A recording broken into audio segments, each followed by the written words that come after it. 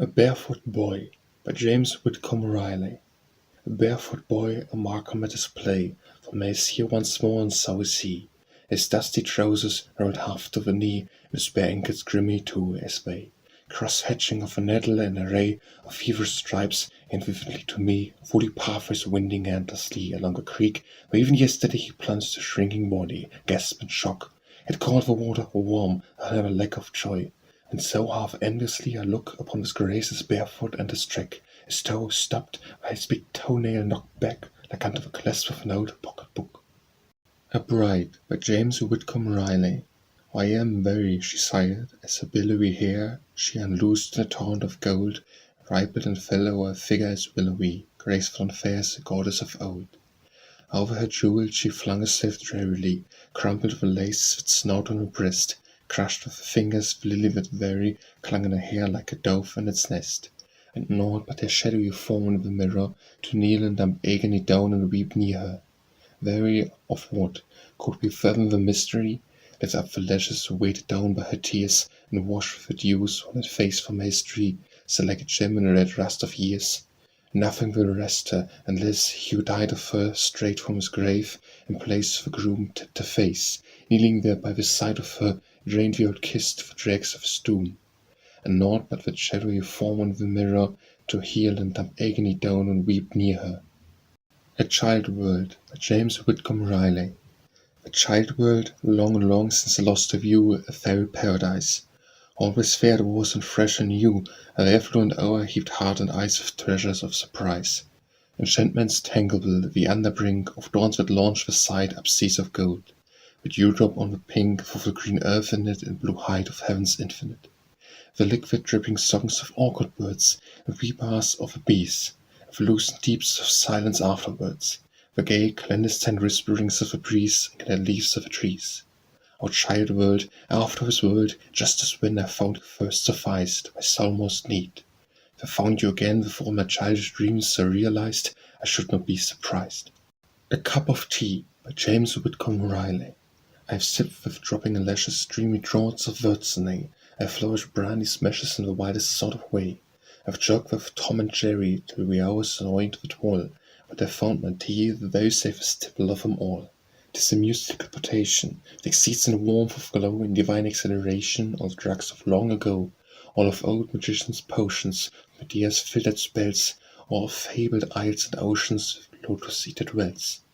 Oh, I've reeled over late lunches with blazed dramatic stars, absorbed the wit and punches and fumes of their cigars, drank in the latest story with either end, have drained a deeper glory in a cup of tea, my friend. Green, black, Moyen, Formosa, Kango, Amber, Pinscube, and what's the name it knows are, fill a cup of it for me, and as I cling my china against your goblet's brim, my tea and steam shall twine a fragrant laurel round its rim. A Delicious Interruption by James Whitcomb Riley. All were quite gracious in the plaudits of Bud's Fairy, but another stir above that murmur was occasioned by a sweet young lady caller from a neighbouring street, who rose reluctantly to say good night to all the pleasant friends and the delight experienced, as she had promised sure to be back home by 9, and paused demure, and wondered was it very dark. Oh no, she had come by herself, and she could go without an escort. Ah, you sweet girls all, what young gallant but comes at such a call, you most abject of slaves? Why, there were 3 young men and several men of family contesting for the honour, which at last was given to cousin Rufus, and he cast a kindly look behind him as the pair vanished with laughter in the darkness away. As order was restored, with everything suggestive in the way of romancing, someone observed that now would be the chance for Noé to relate the circumstance that he, a very specious rumour went, had been eyewitness of by accident. I turned crimson and turned pale as death, and turned to flee the foe to wail. There, Herrick now, hold him in his chair, tells the seven-eyed tale, now Noé, there.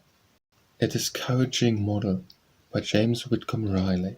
Just the airiest, fairest slip of a thing with a gainsborough head like a butterfly's wing, tilted up at one side with a jauntist air, the knot of red roses sewn in underwear, where the shadows are lost in her hair. A camera face carven in on the ground of her shadowy hair, the roses are wound. And the gleam of a smile I was fair and as faint and as sweet as the master of old used to paint on the lips of a favourite saint. with a lace at the throat and fluttering hands, snowing there the grace that no art understands, and flakes of touches for fluttering at the bow, and roses of hair, and then that little tilt of the gainsborough head. What artist on earth of mortal-like wis, holding not on his palate the tint of a kiss, the pigment or hint of the hue of a hair, nor the gold of a smile, what artist could dare to accept a result half so fair? A Fruit Piece by James Whitcomb Riley. The afternoon of summer folds its warm arms around the marigolds, and with its gleaming fingers pats the water pinks and violets, till the casement wails spill over the cottage window-sill, and fragrance down the garden walks, where drop the dry-mouthed hollyhocks. How vividly the sunshine scrawls grapevine shadows on the walls, how like a truant swings the breeze and high boughs of the apple trees. The slender freestone lifts aloof the languidly above the roof, how hot fruited stamped with gold and precious mintings manifold. High up through curled green leaves a pear hangs hot with ripeness here and there, when the sagging trellis sings and lush, lackluster clusterings, great torpid grapes, all fattened through the moon and sunshine, shade and dew, until their swollen girths express what forms of limbed deliciousness, drugged to an indolence divine with heaven's own sacramental wine. A Full Harvest by James Whitcomb Riley.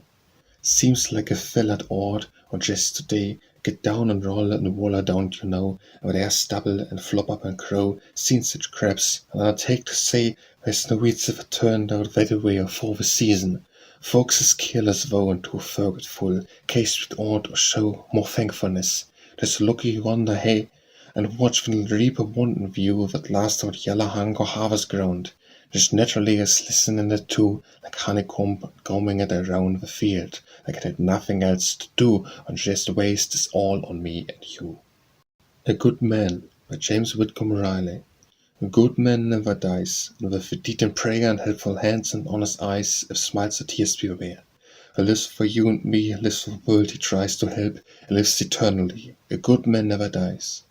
Or lives to bravely take his share of toil and stress, and for his weaker fellow's sake makes every burden less. It may at least seem worn, like fallen hands and eyes folded, yet though we mourn and mourn, a good man never dies. A Homemade Fairy Tale by James Whitcomb Riley. But come here to your uncle a spell, and I'll tell you something you mustn't tell. It's a secret and sure enough true, maybe I oughtn't to tell it to you. Out in the garden under the shade of the apple trees, we romped and played till the moon was up, and your father had gone fast asleep. I was all put on. I was watching something queer going on there in the grass, my dear. Way down deep in it there I see a little dude terrier winked at me, and snapped his fingers and laughed as low and fine as the whine of a mosquito.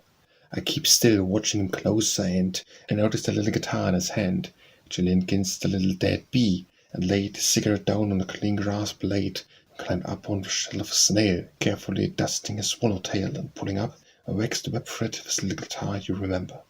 I said, and there twinkled and trilled a tune, my love so fair dances the moon, till presently out of a clover top seemed to be singing to come K-pop, the purest dawnest face in all this world or any place. And a little serenade waved his hand, as much as to say, "We'll excuse you." I heard as he squinted my eyelids too, a kiss like the drop of dew. A Leave-Taking by James Whitcomb Riley. She will not smile, she will not stir, a mother by look on her. Her lips are chilly and will not speak, ghost of a lily in either cheek. Her hair, ah me, her hair, how helplessly my hands cover. My caresses meet not hers, the golden tresses that thread my tears. Kiss the eyes on never lit, where her laugh lies forever hid. She's my weeping and smile and say, I'll be sleeping thus some day. A Letter to a Friend by James Whitcomb Riley. With past is like a story I've listened to in dreams, but vanished in the glory of the morning's early gleams. And, at my shadow glancing, I feel a loss of strength, as the day of life advancing leaves it shorn of half its length. But it's all in vain to worry at the rapid race of time, and he flies in such a flurry when I trip him with a rhyme, bother him no longer than to thank you for the thought. My theme's growing stronger, as I really think it ought. And though I fall below it, I might know as much of mirth to live and die a poet of unacknowledged worth. Our fame is but a vagrant, for a loyal one and brave, just all its nerves so fragrant, and scattered over the grave. A Life Lesson by James Whitcomb Riley. There, little girl, don't cry. I have broken your doll, I know, and your tea set blue, and your playhouse too, are things of a long ago. Your childish troubles will soon pass by. There, little girl, don't cry. There, little girl, don't cry. We've broken your slate, I know, and the glade, wild ways of your schoolgirl days are things of long ago. But life and love will soon come by. There, little girl, don't cry. There, little girl, don't cry. I've broken your heart, I know, and rainbow gleams of your youthful dreams are things of long ago. Heaven holds all for which you sigh. There, little girl, don't cry. A Man of Many Parts by James Whitcomb Riley. It was a man of many parts whom his coffer mind had stored for classics and the arts and science combined. The purest gems of poesy came flashing from his pen, the wholesome truths of history he gave his fellow men. He knew the stars from dark to Mars, he could tell you too the distances, as though the cars had often checked him through, in time to take the reach the sun, or by the Milky Way, a drop in upon the moon, or on the homeward trip or stay. Of logic at his fingers' end, theology and mind, he often entertained his friends until they died resigned, and with inquiring mind intent upon academic arts, a dynamite experiment, a man of many parts. A Monument for the Soldiers by James Whitcomb Riley. A monument for the soldiers. What will you build it of? Can you build it of marble or brass or bronze, outlasting the soldiers' love? Can you glorify it with legend, as grand as the blood have rid from the inmost shrine of the land of wine to the outermost verge of it? The answer came, we will build it out of our hopes made sure, and out of our purest prayers and tears, and out of our faith secure.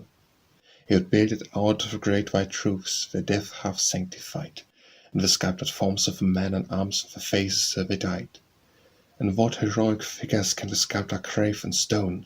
Can the marble breast be made to bleed, the marble lips to moan? Can the marble brow be feathered, and the marble eyes be graved, to look their last as the flag floats past on the country they have saved? And the answer came, the figures shall all be fair and brave, and as befitting, as pure and white as the stars above a grave. The marble lips and breast and brow beyond the laurels lies, a grandeur white to guard the flight of the out flag in the skies. A monument for the soldiers, built of the people's love, and blazoned and decked and panoplied, the hearts ye build it of, and see that ye build it steadily, in pillar and niche and gate, and high in post the souls of those it would commemorate. A Noon Interval by James Whitcomb Riley. A deep, delicious hush on earth and sky, a gracious lull, since from its awakening the morn has been a feverish, wrestling thing, and your pulse of summer ran too high and riotous, as though its heart went nigh to burst and fear lights past uttering. Now as an overjoyed child made cease to sing, or falteringly at play, with drowsy eye draining the picture of a fairy tale to brim his dreams with, there comes over day a lovely silence when all sounds fail, the loitering sounds of some roundelay. A wakeful effort longer may avail, and one waves and the doze sinks away. A Poet's Wooing by James Whitcomb Riley. What may I do to make you glad and free, till your light smiles glance, and your bright eyes dance, like sunbeams on the sea? Read some rhyme that is blithe and gay, of bright May morn and the marriage day. She sighed in a listless way she had, do not read, it'll make me sad. What shall I do to make you glad and gay, till your eyes gleam bright as the stars at night, and as light as the light of day? Sing some song as I twang with strings, my sweet guitar through its wanderings. She sighed in the very way she had, do not sing, it will make me sad. What can I do to make you glad as glad can be, till your clear eyes seem like the rays that gleam, and gleam through a dew-decked tree? It'll please you, dear, that I now begin a grand out air on my violin. She spoke again in the following way, yes, it would please me, sir, I'd be so glad you to play a grand out march and character. And then as you march away no longer was be sad, but oh, so glad, so glad, so glad. A Prospective Visit by James Whitcomb Riley. While any day was notable and dear that gave the children noise, history here records Advent empathizing indeed, with sharp italics as he came to feed the stock one special morning, fair and bright, and John and Bud met him with delight, unusual even as the extra dress, garbed as for holiday, with much excess of prose, self-consciousness, and vain conceit in the new finery.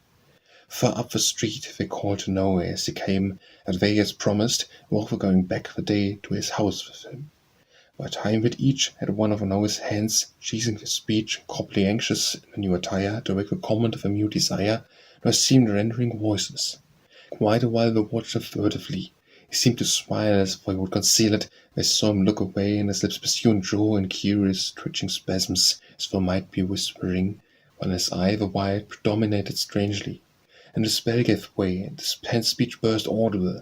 A vast startled boys and the vast mighty boat once, had two new pairs of bridges made out of their daddy's old ones. At the inspirational outbreak, both Herrick and his victim seemed to take an equal share of laughter. And all through the morning, Wizard kept recurring to the funny words and jingle of a rhyme, just kept getting funnier all the time. A Song of Long Ago by James Whitcomb Riley.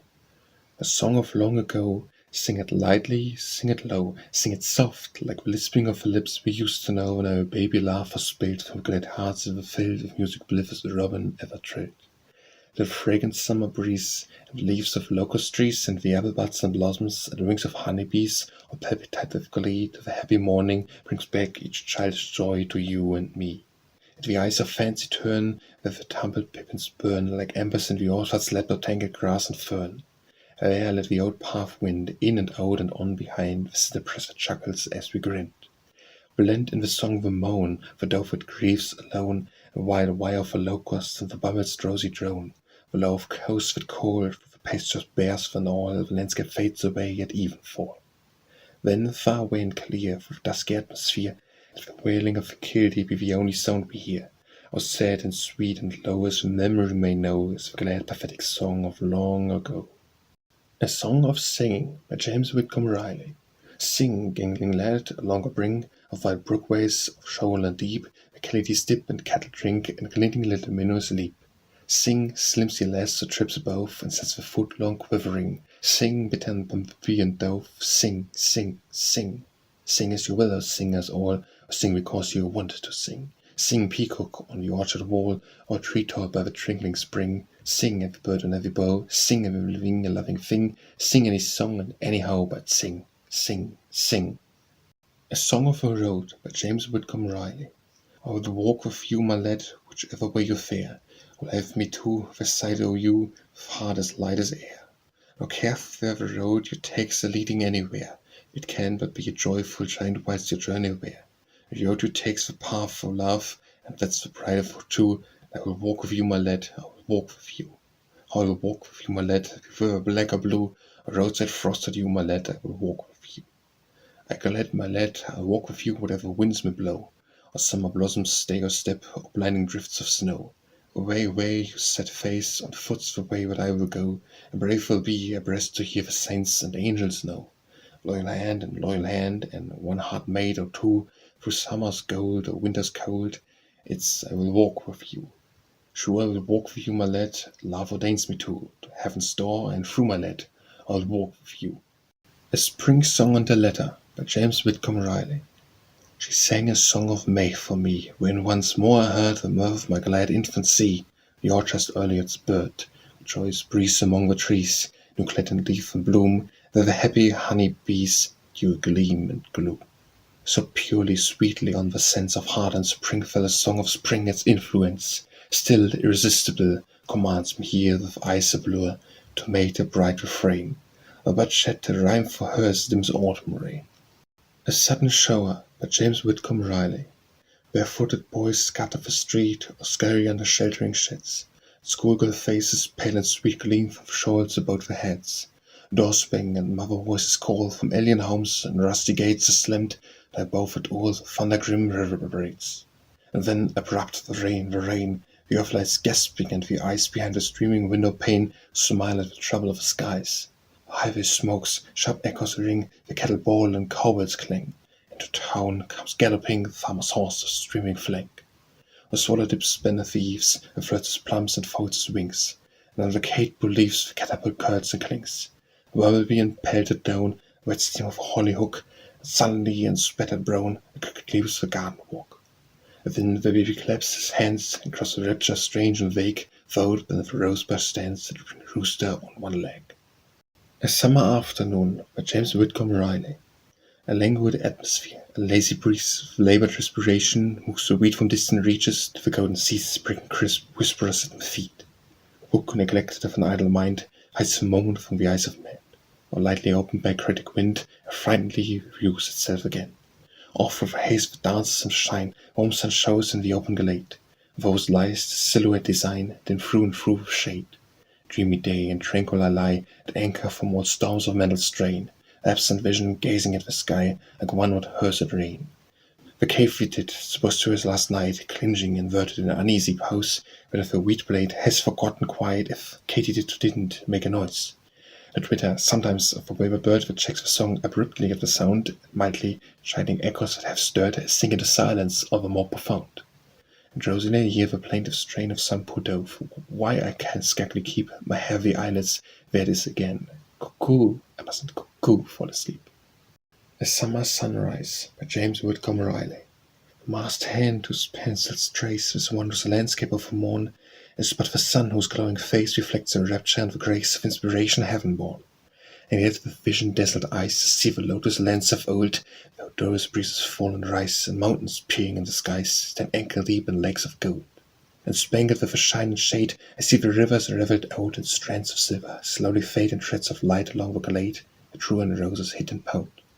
The tamarind on gleaming sands drops drowsily beneath the heat, and bowed as though the berry stands the stately palm, with lazy hands at the shadows around his feet.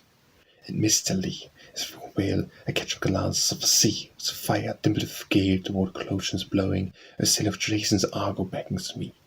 And gazing on and farther yet, I see the heights enchanted, bright, the fretted spire and parapet, and gilded mosque and minaret, a glitter in the crimson light. As I gaze, the city's walls are keenly smitten with gleam of pallid splendor, pales fancies a ruin falls in ashen embers of a dream.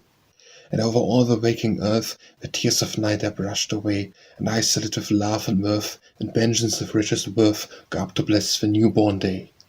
A Tale of the Early Days by James Whitcomb Riley.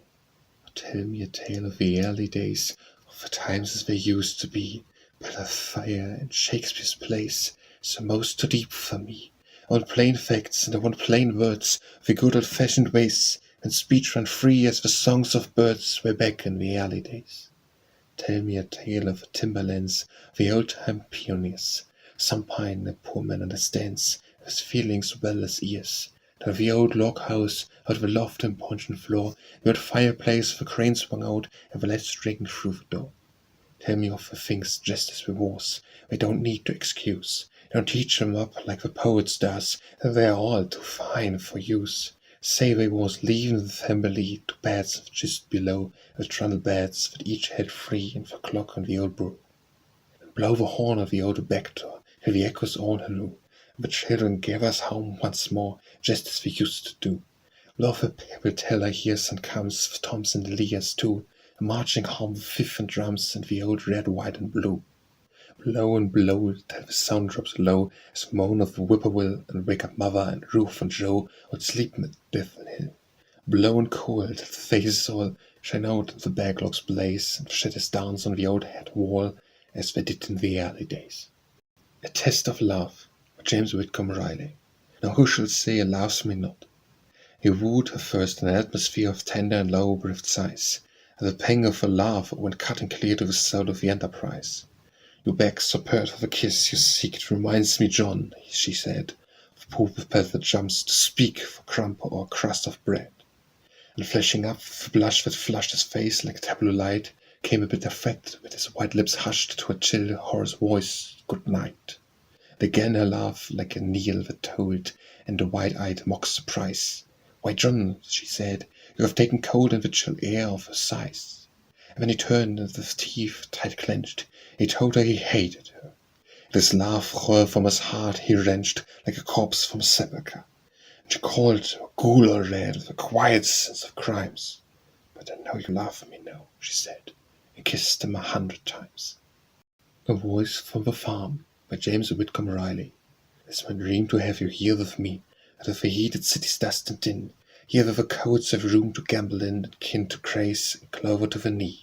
I want to see your one face happily lit with the wholesome smiles that have not been in use since the old games you used to win with any pitched horseshoes. I want to be at utter loaf with you in wisdom land of grove and meadow, where the crickets make hound-hog tedious, and the bed wheels his bulky flight as the cheese converse, and in the dusk like velvet smoothly take her way toward home across the dewy fields.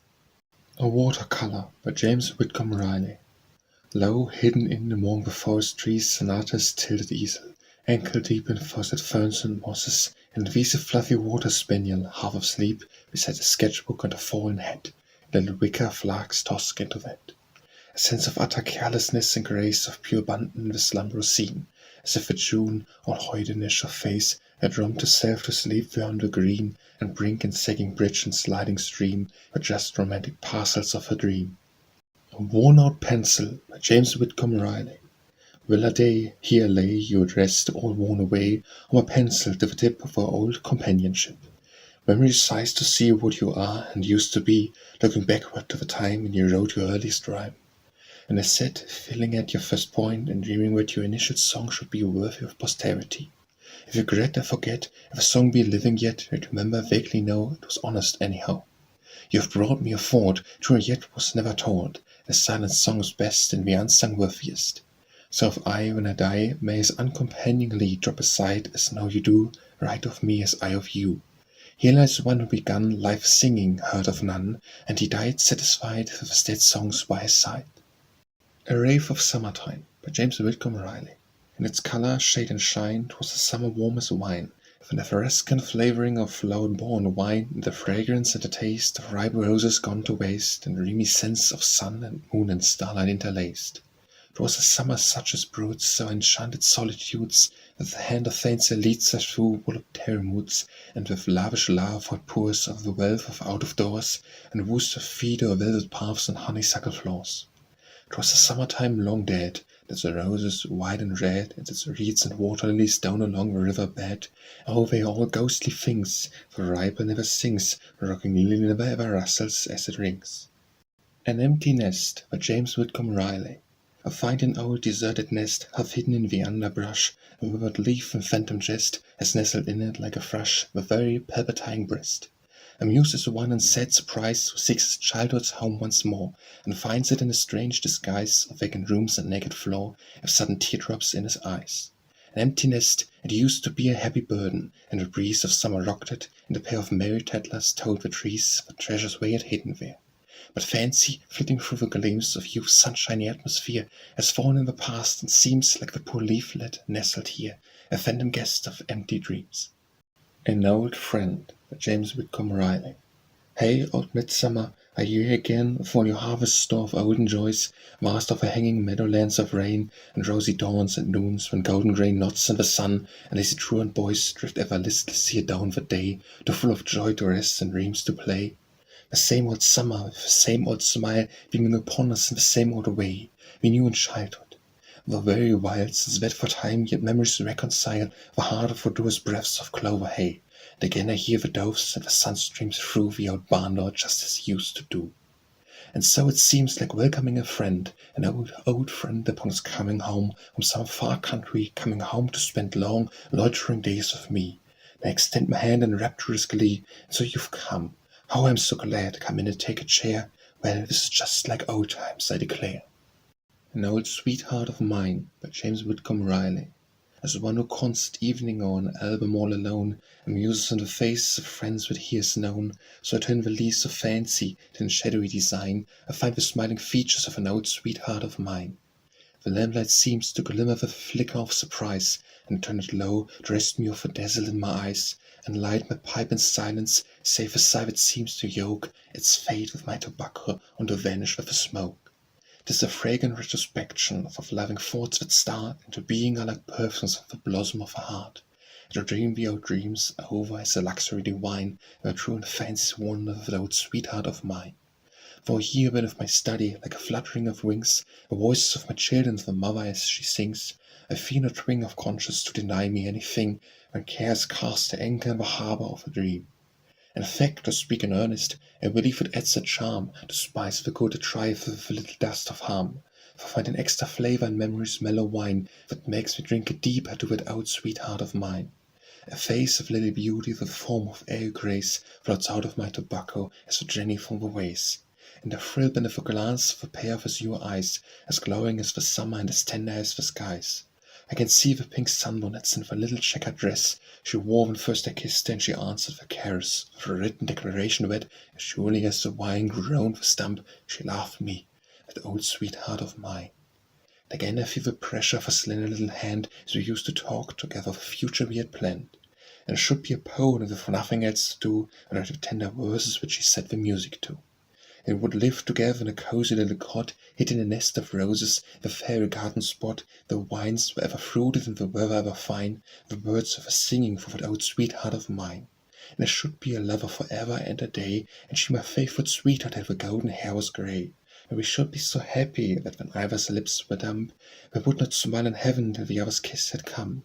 Ah, my dream is broken by a step upon the stair, the door is softly opened, and my wife is standing there. Yet with eagerness and rapture my visions I resign to read the living presence of that old sweetheart of mine. An Old Year's Address by James Whitcomb Riley. I've twinkled the strings of a twinkling rain, I've burnished the meteor's mail, I've bridled the wind, then he whined and whined, the bunch of stairs tied to his tail, and the skyrocket hopes hanging over the past must fuzzle and fazzle and fizzle at last.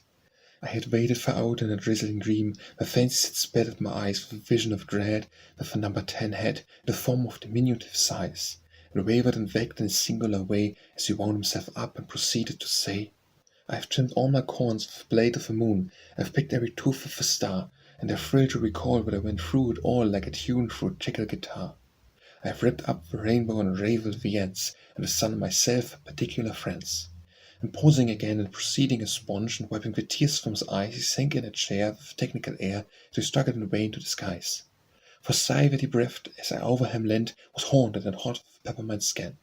Alas, he continued in quavering tones as a pang rippled over his face, for life was too fast for pleasure to last, my very unfortunate case.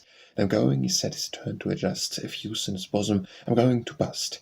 I shrieked and awoke with a sullen boom of a 5-pound like filling my ears, and a roseate bloom of light in the room I saw through the mist of my tears. The guest of the night never saw the display, yet fuzzled and fizzled and fizzled away. Art and Love by James Whitcomb Riley. He faced his canvas as a sneer whose cannon pierced the crust of his existence through, and smiled beyond on that his genius knew her made with his being.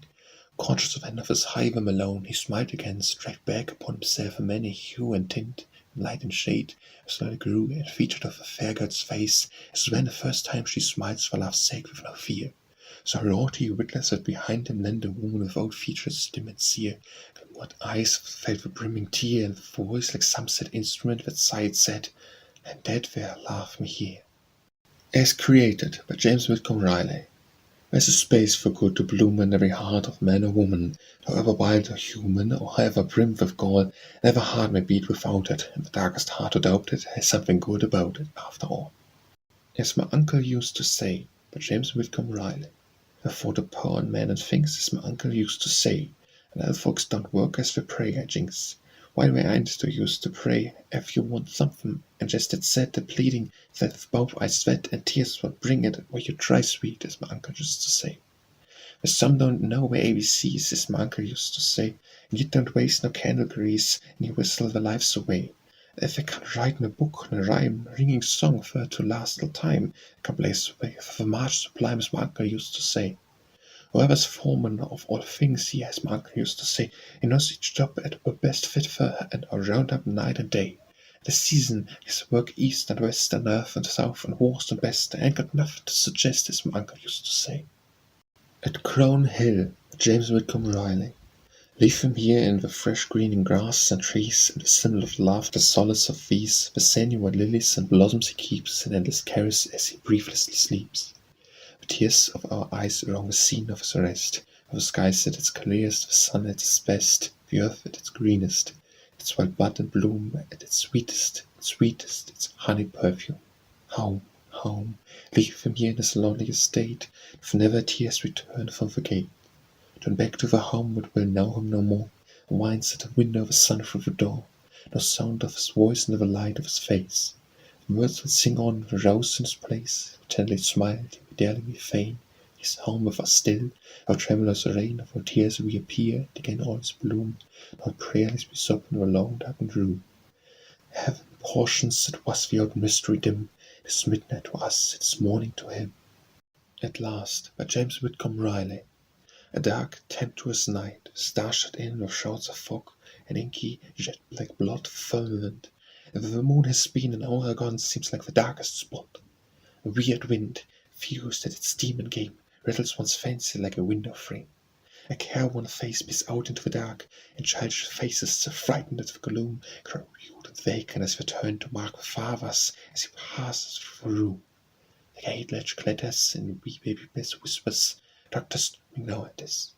The father turns the sharp swift flash of pain with its eyes face. "Amanda, child, I said a moment since, I see I must again. Take our little sisters off the bed. Effie, Rose, and Claire mustn't cry. I don't hit my faint, and Mamma will die." But his feelings, and his man alone sits in the silence, glaring in the grate, sobs and sighs on in an undertone, stoical, immovable as fate, with muffled voices from sick one's room, coming like heralds of dreaded doom. The door latch jingles, and the doorway stands the doctor, while the draft puffs in breath, and it coats a leap to life, and clap the hands, flame flash up, a face as pale as death, and slowly, teeth-tight clenched, the look of the doctor through his specs reads like a book. "Come, brace up, Major, let me know the worst. Why, you the biggest fool I ever saw. Here, Major, take a little brandy first. Where, she's a boy, I mean, he's hurrah. Look up the other girls, and shout for joy. Luke is his name, I found the boy." At noon and midnight, by James Whitcomb Riley. Far in the night, and yet no rest for him. The pillow next his own, and wipes his face in slumber pressed. Yet he awake, alone, alone, and vainly courted sleep, and thought whatever in his heart arise, the harsh words that at noon had brought the teardrops to her eyes. Slowly on lifted arm he raised and listened. All was still as death. He touched her forehead as he gazed, and listened yet with bated breath. Still silently as through he prayed, his lips moved lightly as she slept, for God was with him. She laid his face with hers and wept. At Sea, by James Whitcomb Riley. Oh, we go down to see the ships, but hope remains behind, and laugh of laugh on his lips, and peace of passive mind. Roll out across the deeps of night with lifted sails of prayer, we rush off in quest of light, nor find it anywhere. O thou who rollest earth and sea, and keepest from our eyes shores of an eternity and calms of paradise, blow back upon our foolish quest for the driving rain of blinding tears and wild unrest, and waft us home again. August, by James Whitcomb Riley. A day of torpor in the sullen heat of summer's passion, in the sluggish stream of the panting kettle lay the lazy feet, the drowsy eyes and dream. Long since the winds have died, in the sky there lives no cloud to hint of nature's grief. The sun glares ever like an evil eye, and rivers flower and leaf. Upon the gleaming harvest field remote, fresher lies deserted, like some old dismantled galleon that hangs afloat upon a sea of gold. The yearning cry of some bewildered bird above an empty nest, and truant boys along a river's shady margin had a harmony of notes. A melody of wrangling voices blend with liquid laughter and rippling chords, with piping lips and thrilling echoes sent to mimic waterfalls. And with a hazy veil the atmosphere has wrapped about the gleaming face of day. The sifted glances of sun appear, the splinterings of spray. The dusty highway like a cloud of dawn trails o'er the hillside, and the passers-by, tired ghosts in misty shrouds, starts on his journey to the sky. And down across the valley's dropping sweep, withdrawn the farthest limit of the glade, the forest stands in silence, drinking deep its purest wine of shade. The gossamer floats up on phantom wing, the sailor vision voyages the skies, and carries into chaos everything that frays the very eyes. The throbbing on, the pulse of heat increases, reaches, passes fever's height, and day sinks into slumber, cool and sweet within the arms of night. Away, by James Whitcomb Riley. I cannot say, and I will not say that he is dead. He is just away. With a cherry smile and a wave of the hand, he is wandered into an unknown land, and left us dreaming how very fair it needs must be since he lingers there. You who wildest yearn of the old time step and the glad return, think of him firing on his deer, and the love of where's the love of here. And loyal still, as he gave the blows of his warrior strength to his country's foes, mild and gentle as he was brave, and the sweetest love of his life he gave. To simple things, the violets grew, blue as the eyes with a lichen too.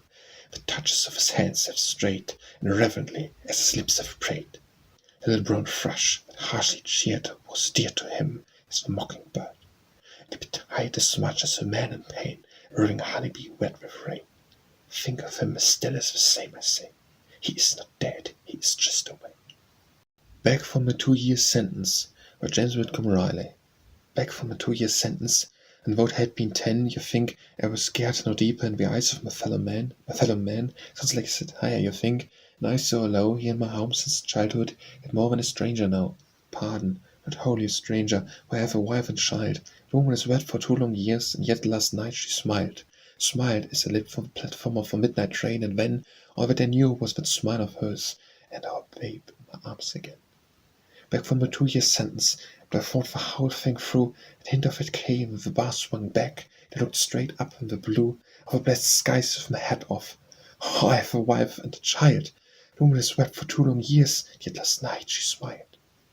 Be calm, James Whitcomb Riley. Would that the winds might only blow as you blew in the golden long ago, laden with odours of Orient isles, wherever and ever the sunshine smiles, and bright scents blend with the shady trees, the lotus blooms in the midst of these. Warm winds wander from the midland vales, to where the trees of Syrian trails, the flossy tip of the mountain flocks, the bare limits wind and the crested rocks, high above as the seagulls flap, the lopping wings at the thunderclap. After the winds might rise and blow, the great surge up the port below, bloating the sad, lank, silken sails of Iago hold with swift, sweet gales, the blue from collisions when Jason had his love's full will and his heart was glad. Midas' voice was soft and low, and the winds might rise and blow. Being his mother, by James Whitcomb Riley.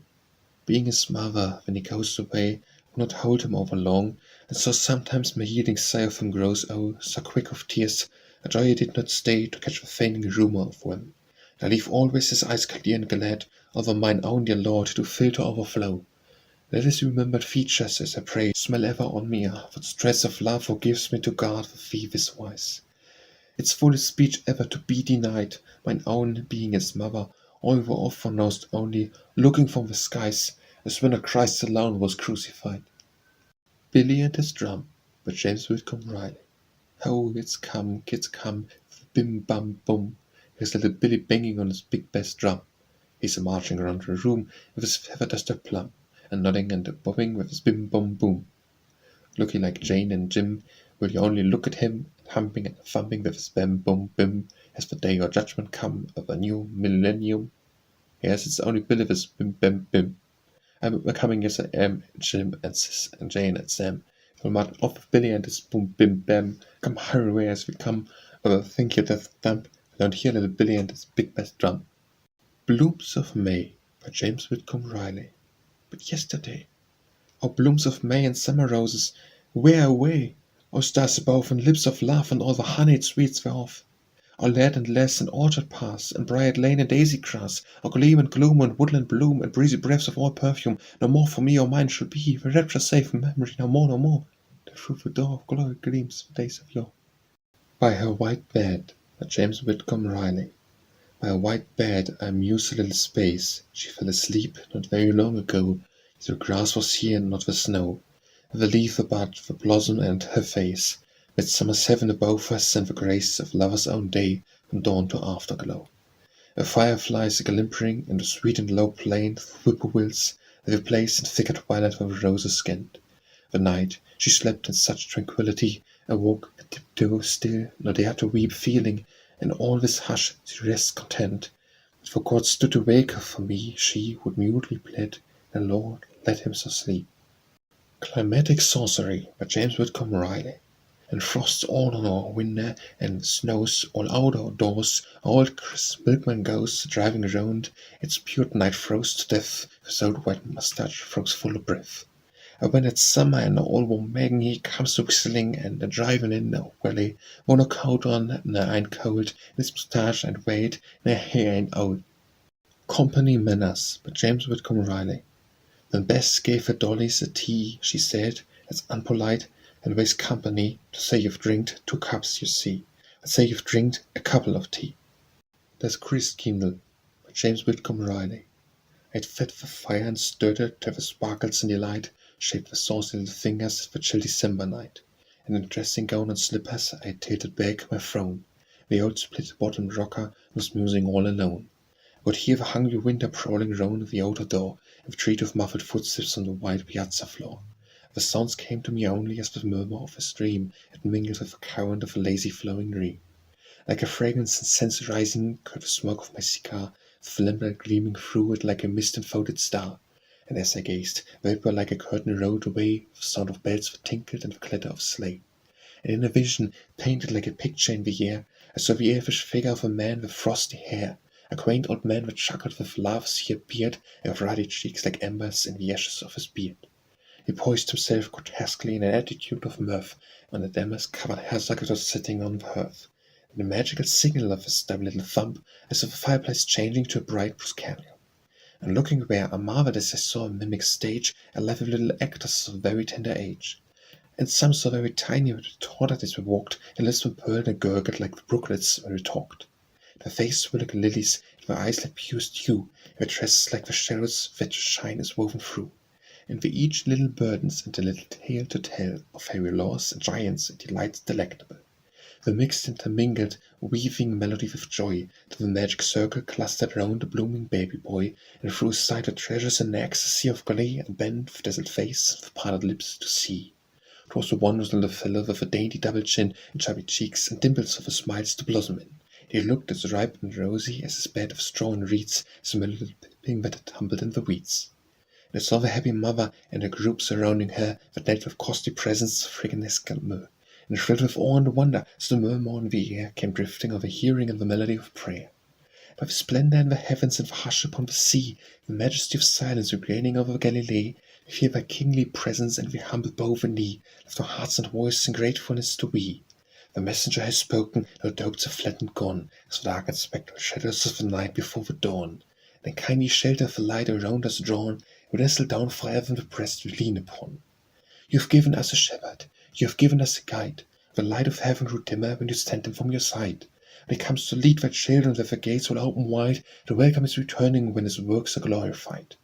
With splendor in the heavens, the hush upon the sea, the majesty of silence reigning o'er Galilee, we feel thy kingly presence, we humble bow the knee, lift our hearts and voices in gratefulness to thee.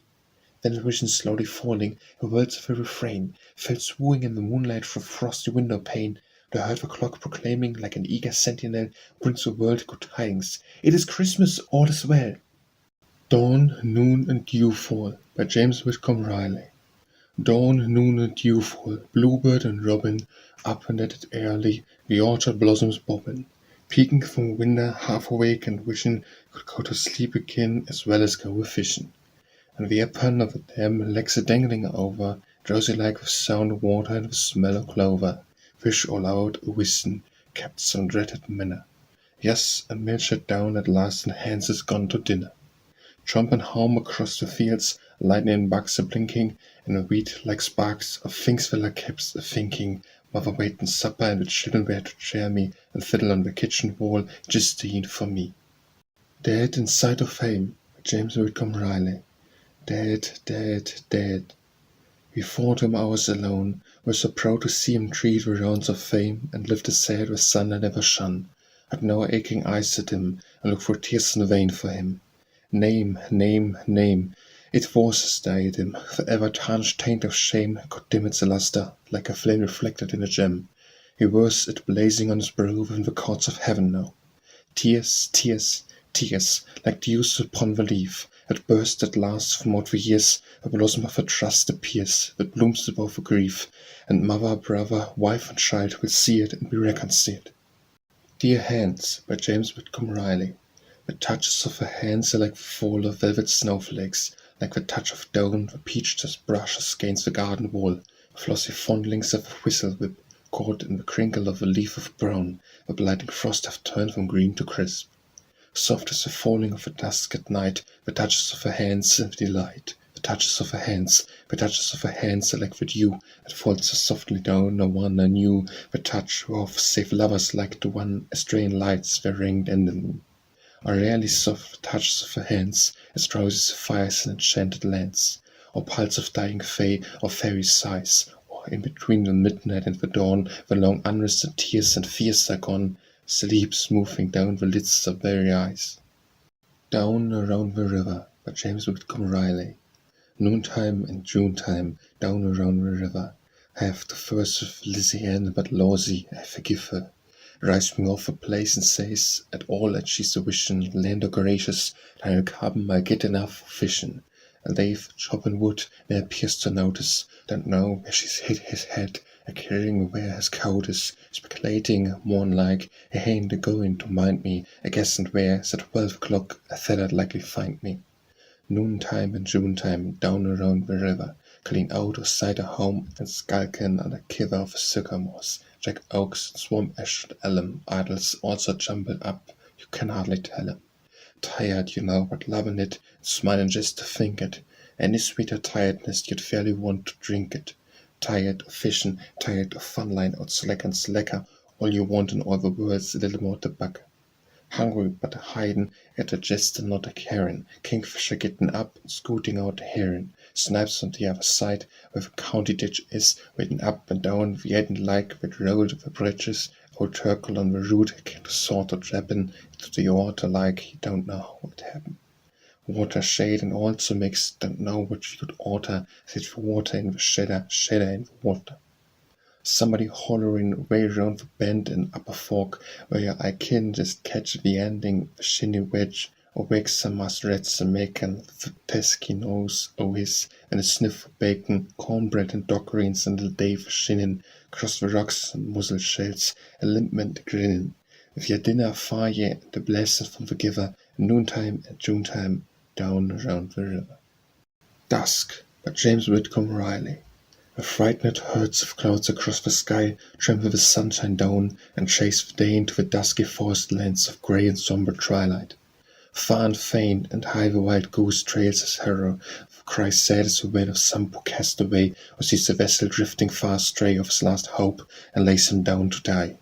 The children and rioters from school grow bold and crawl with the wind whose angry gust plucks off a summer hat and grabs a fold of many a crimson cloak and twirls the dust and spell shapes grotesque and dims the gold of gleaming tresses with blur of rust. Elizabeth, by James Whitcomb Riley. Elizabeth, Elizabeth, the first my morning whispereth, a gentle name on every breeze, that Elizabeth of the young leaf trees, new raiment and white and green, of bloom and leaf to crown we queen. And as an odorous chorus all the orchard blossoms sweetly called, even as a singing voice would save, Elizabeth, Elizabeth. Elizabeth, lonely fair, in deep cold shadows of her hair, her face maintaineth its repose. Is it, a sister of a rose, so better, sweeter blooming thus, in this bright world of us? The frost o'ertaketh, and the breath of biting winter harrieth, if sleeting rains and blighting snows or fairest blooms, Elizabeth. Thy vents are reign, Elizabeth, crowned in thy May-day realm of death, what form for sceptre of her love, and every started blossom of her grassy days of her throne. Sad are we of us left alone, or gladder they that thrill to see thy mother's rapture greeting we. Bereft are we by life, not death. Elizabeth, Elizabeth. Extremes, by James Whitcomb Riley. A little boy once played so loud the thunder up in the thunder cloud said, "Since it can't be heard, why, when I'll never, never thunder again." A little girl once kept so still that she heard a fly on the window sill whisper and say to a ladybird, "She's the stillest child I ever heard." Father William, by James Whitcomb Riley. Your old Father William, and though one would think all the veins in your body were dry, and the end of your nose red as a pink, I beg your indulgence, but why? You see, Father William replied, in my youth this thing I must ever regret. It hurt me so to keep up with the truth, and now is flushed on it yet. You're old, said the youth, relieved to detect the feverish gleam in your eye. They're willing to give you full time to reflect. Now pray, can you answer me why? Alas, said the sage, I was tempted to choose me a wife of my early years, and grieve in the think that she didn't refuse, as I reddened my eyelids with tears. You're old, Father William, the young man said, you never touch wine, you declare you to sleep with your feet at the head of the bed, and answer me that if you dare. In my youth, said the sage, I was told it was true, the world turned around in the night. I cherished the lesson, my boy, and I knew that morning my feet would be right. You are old, said the youth, and it grieved me to note, as you recently fell through the door, that full as the goose had been chucked on your coat, and answer me that I implore. My boy, said the sage, I've answered you fair, and stuck to the point in dispute, but this is a personal matter, and there is my answer, the toe of my boot. For you, by James Whitcomb Riley. For you, I could forget the gay delirium of merriment, and my laugh would die away in endless silence of content. I could forget, for your dear sake, the utter emptiness and ache of the loss I ever knew. Could I not forget for you? could forget the just deserts of mine own sins, tears, the tear that burns, the smile that hurts, and all that masks or masks my face. For your fair sake I could forget the bonds of life that chafe and fret, no care of death, were false or true. Could I not forget for you? Could I not forget for you and me? One thing I know would still bide forever in my memory. All of love were lost beside, and yet would feel how first the wine of your sweet lips made foods of mine until they sung, all drunken through. What could I not forget for you? From the headboard of a grave in Paraguay, by James Whitcomb Riley. A froth and a grief and a blessing disguised them and came this way, and one was a promise, and one was a doubt, and one was a rainy day. And they met betimes with this maiden, the promise it spake and lied, and the doubt it gibbered and hugged itself, and rainy day she died. Go winter, by James Whitcomb Riley. Go winter, go where ways, and want again the twitter of a bluebird and a wren, leaves of a greener growing and the shine of summer sun, not wine. A sun which mocks our need of warmth and love, and over heartening fervencies forth, I scarce have heat and now to warm or thin pathetic yearnings in. So get thee from us via cold, cold water, even as thou art. We remember not how blithely hailed thy coming, and it was oh too long ago. And from us utterly, how summer when those breed grasses whereby snows have been, the last icy footprints melt and mould in the first marigold. Green fields and running brooks, James Whitcomb Riley. Oh, green fields and running brooks, knotted strings and fishing hooks, of a truant stealing down by the back ways of a town. Where the sunshine overlooks by green fields and running brooks, all intruding guests of chance for golden tolerance, cooing doves a pensive pair of picnickers straying where, by green fields and running brooks, sylvan shades and mossy nooks. And, O dreamer of the days, murmurer of roundelays, all unsung of words or books, sing green fields and running brooks. Has she forgotten? James Whitcomb Riley. Has she forgotten, on this very May, we were to meet here, for birds and bees, as on that Sabbath underneath the trees, we strayed among the tombs, and stripped away the wines from these old granites cold and grey, and yet, indeed, not grim enough away to stay our kisses, smiles, and ecstasies, or close voice lost, woes and rhapsodies. Has she forgotten that the May has won its promise, that the bird songs of the tree are sprayed above the grass as the sun by Java dazzling dew turns showeringly? Has she forgotten life, love, everyone? Has she forgotten me, forgotten me? Low, low down in the violets I press my lips and whisper to her. Does she hear and yet hold silence, or call her dear, just as of old, safe with tearfulness, for clenching eyes, the soul's vast distress? Has she forgotten was the old caress that made our breath a quickening atmosphere, and felt nigh unto swooning with a sheer delight? When arms clutched now this earthen heap, sodden with tears that flow and ceaselessly, so autumn rains the long, long, long nights weep in memory of days that used to be. Has she forgotten these, and in her sleep has she forgotten me, forgotten me? Tonight, against my pillow with shut eyes, I mean to weld our faces, with dense, incalculable darkness make pretence that she has arisen from her reveries to mate the dreams of mine in marriages of mellow palms, smooth faces, and tense ease, of every longing nerve of indolence. Lift from grave the quiet lips, and stun my senses with kisses, roll the glee of a glad mouth, full life tenderly cross mine own, forgetful if is done the old love's awful dawn time when she said, "Today is ours." Heaven can it be she has forgotten me, forgotten me? He and I, James Whitcomb Riley, just drifting on together, he and I, as for balmy weather of July, drift to thistle fluffs and webbed each and each with the fires wedded, drawing upward, gidding headed for the sky. And varying up and onward do we seem, forever drifting downward in a dream, and we meet sunwards that know us, and winds that kisses blow us, while the years flow far below us like a stream.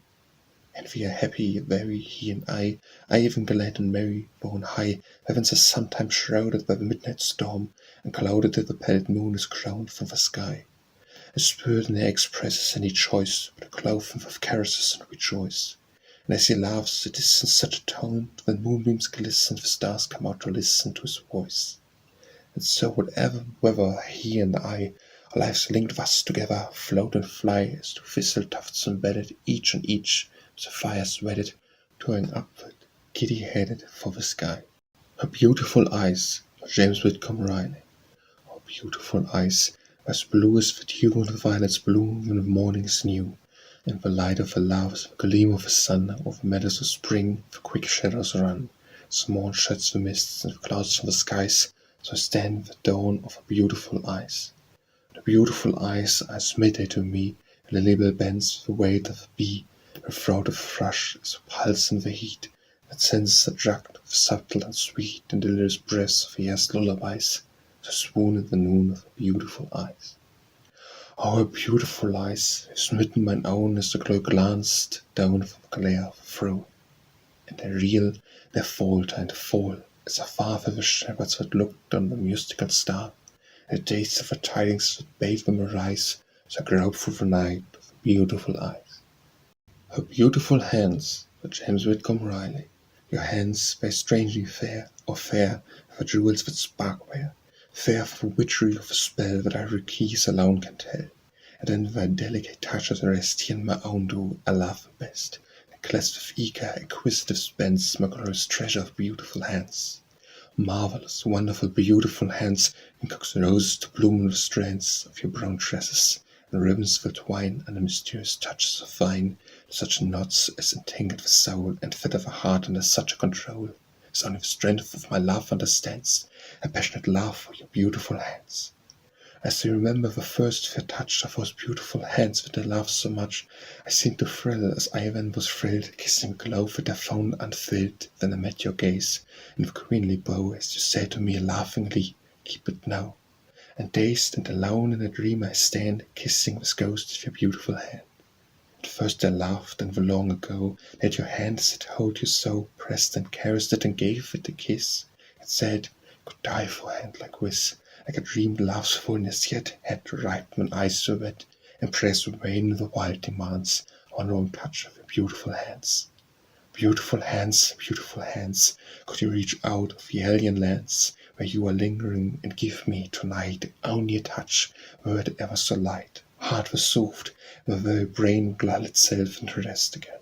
Where's the solace the world commands, like a caress of your beautiful hands?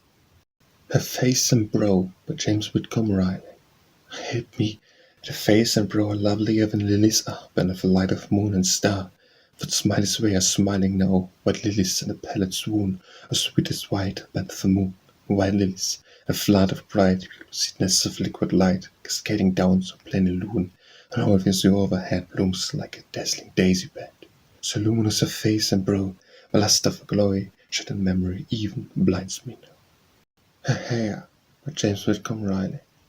Beauty of her hair bewilders me, pulling her down the brow, its cloven tides swirling about the ears on either side, and storming round the neck tumultuously. Or like the lights of old antiquity, from mullioned windows, cathedrals wide, stood moldly her figure's defeat, in chased marble, nude as the prairie. And so I love it, either unconfined, or pelled in close braidings manifold, or smoothly drawn or indolent twined, in careless knots whose coilings come unrolled at any lightest kiss, by the wind without the flossy revellings of gold. Her waiting face, by James Whitcomb Riley. In some strange place of long-lost lands he finds the waiting face, comes marvelling upon it, unaware, set moonrise in the midnight of her hair. His mother, by James Whitcomb Riley. Dead, my wayward boy, my own, not for loss, but mine, the good God's free gift to me alone, sanctified by motherhood. Bad, you say, well, who is not brutal with heart of stone, and red-handed, hot blood upon your own? I come not with downward eyes to plead for him ashamedly. God did not apologize when he gave the boy to me. Simply I make ready now for his verdict. You prepare, you have killed us both, and hold your faces there. His mother's way, by James Whitcomb Riley. Terms let us have to say something about his mother's way, lived out like an virgin to any church of any kind. His mother's ways see to be good enough for me, and her too, and certainly, Lord is her to pray. Propped up on his dying bed, sure as heaven's overhead, I'm a going where he said, it was mother's way. Home at night, James Whitcomb Riley. When chirping crickets faint their cry, and pale stars blossom in the sky, and twilight's gloom is dimmed the bloom, and blurred the butterfly, the locust blossoms fleck the walk, and of a tiger lily stalks, the glowworm crawls and clings and falls, and glimmers down the garden walls. And buzzing things with double wings and crisp and rapid flutterings go whizzing by so very nigh, and things of fangs and stings. And when within is still within of cripshy rocks the baby in, and heart and gate and ledge weight are lifted the lips of Kate. How did you rest last night? James Whitcomb Riley. How did you rest last night? Heard my grandpa say, them words 1,000 times, that's right, with them words that way. And punctual like a morning dust, to ever heave inside, Grandpa, but lads have to ask, how did you rest last night? As young uns used to grin at breakfast on the sly, among the wobble of his chin and eyebrows belt so high and kind. Did you rest last night? Mum and let on our voices tremble, our sight was dim and hearing gone. Bad as I used to be, all in my wantonness, as poor and a come a slave for me, and sweet as sleep is his. So I pray on judgment day to wake, and with its light see his face dawn, and hear him say, how did you rest last night? I smoke my pipe, by James Whitcomb Riley. I can't extend to my friend, I need a helping hand. No matter I wish it so, 'tis not a fortune planned. Out in my fancy way a man of different stripe, and others think or hint and wink, and so I smoke my pipe. A golden cock to crown the bowl, my pipe and I alone. I sit and muse if I love used, perchance what I should own.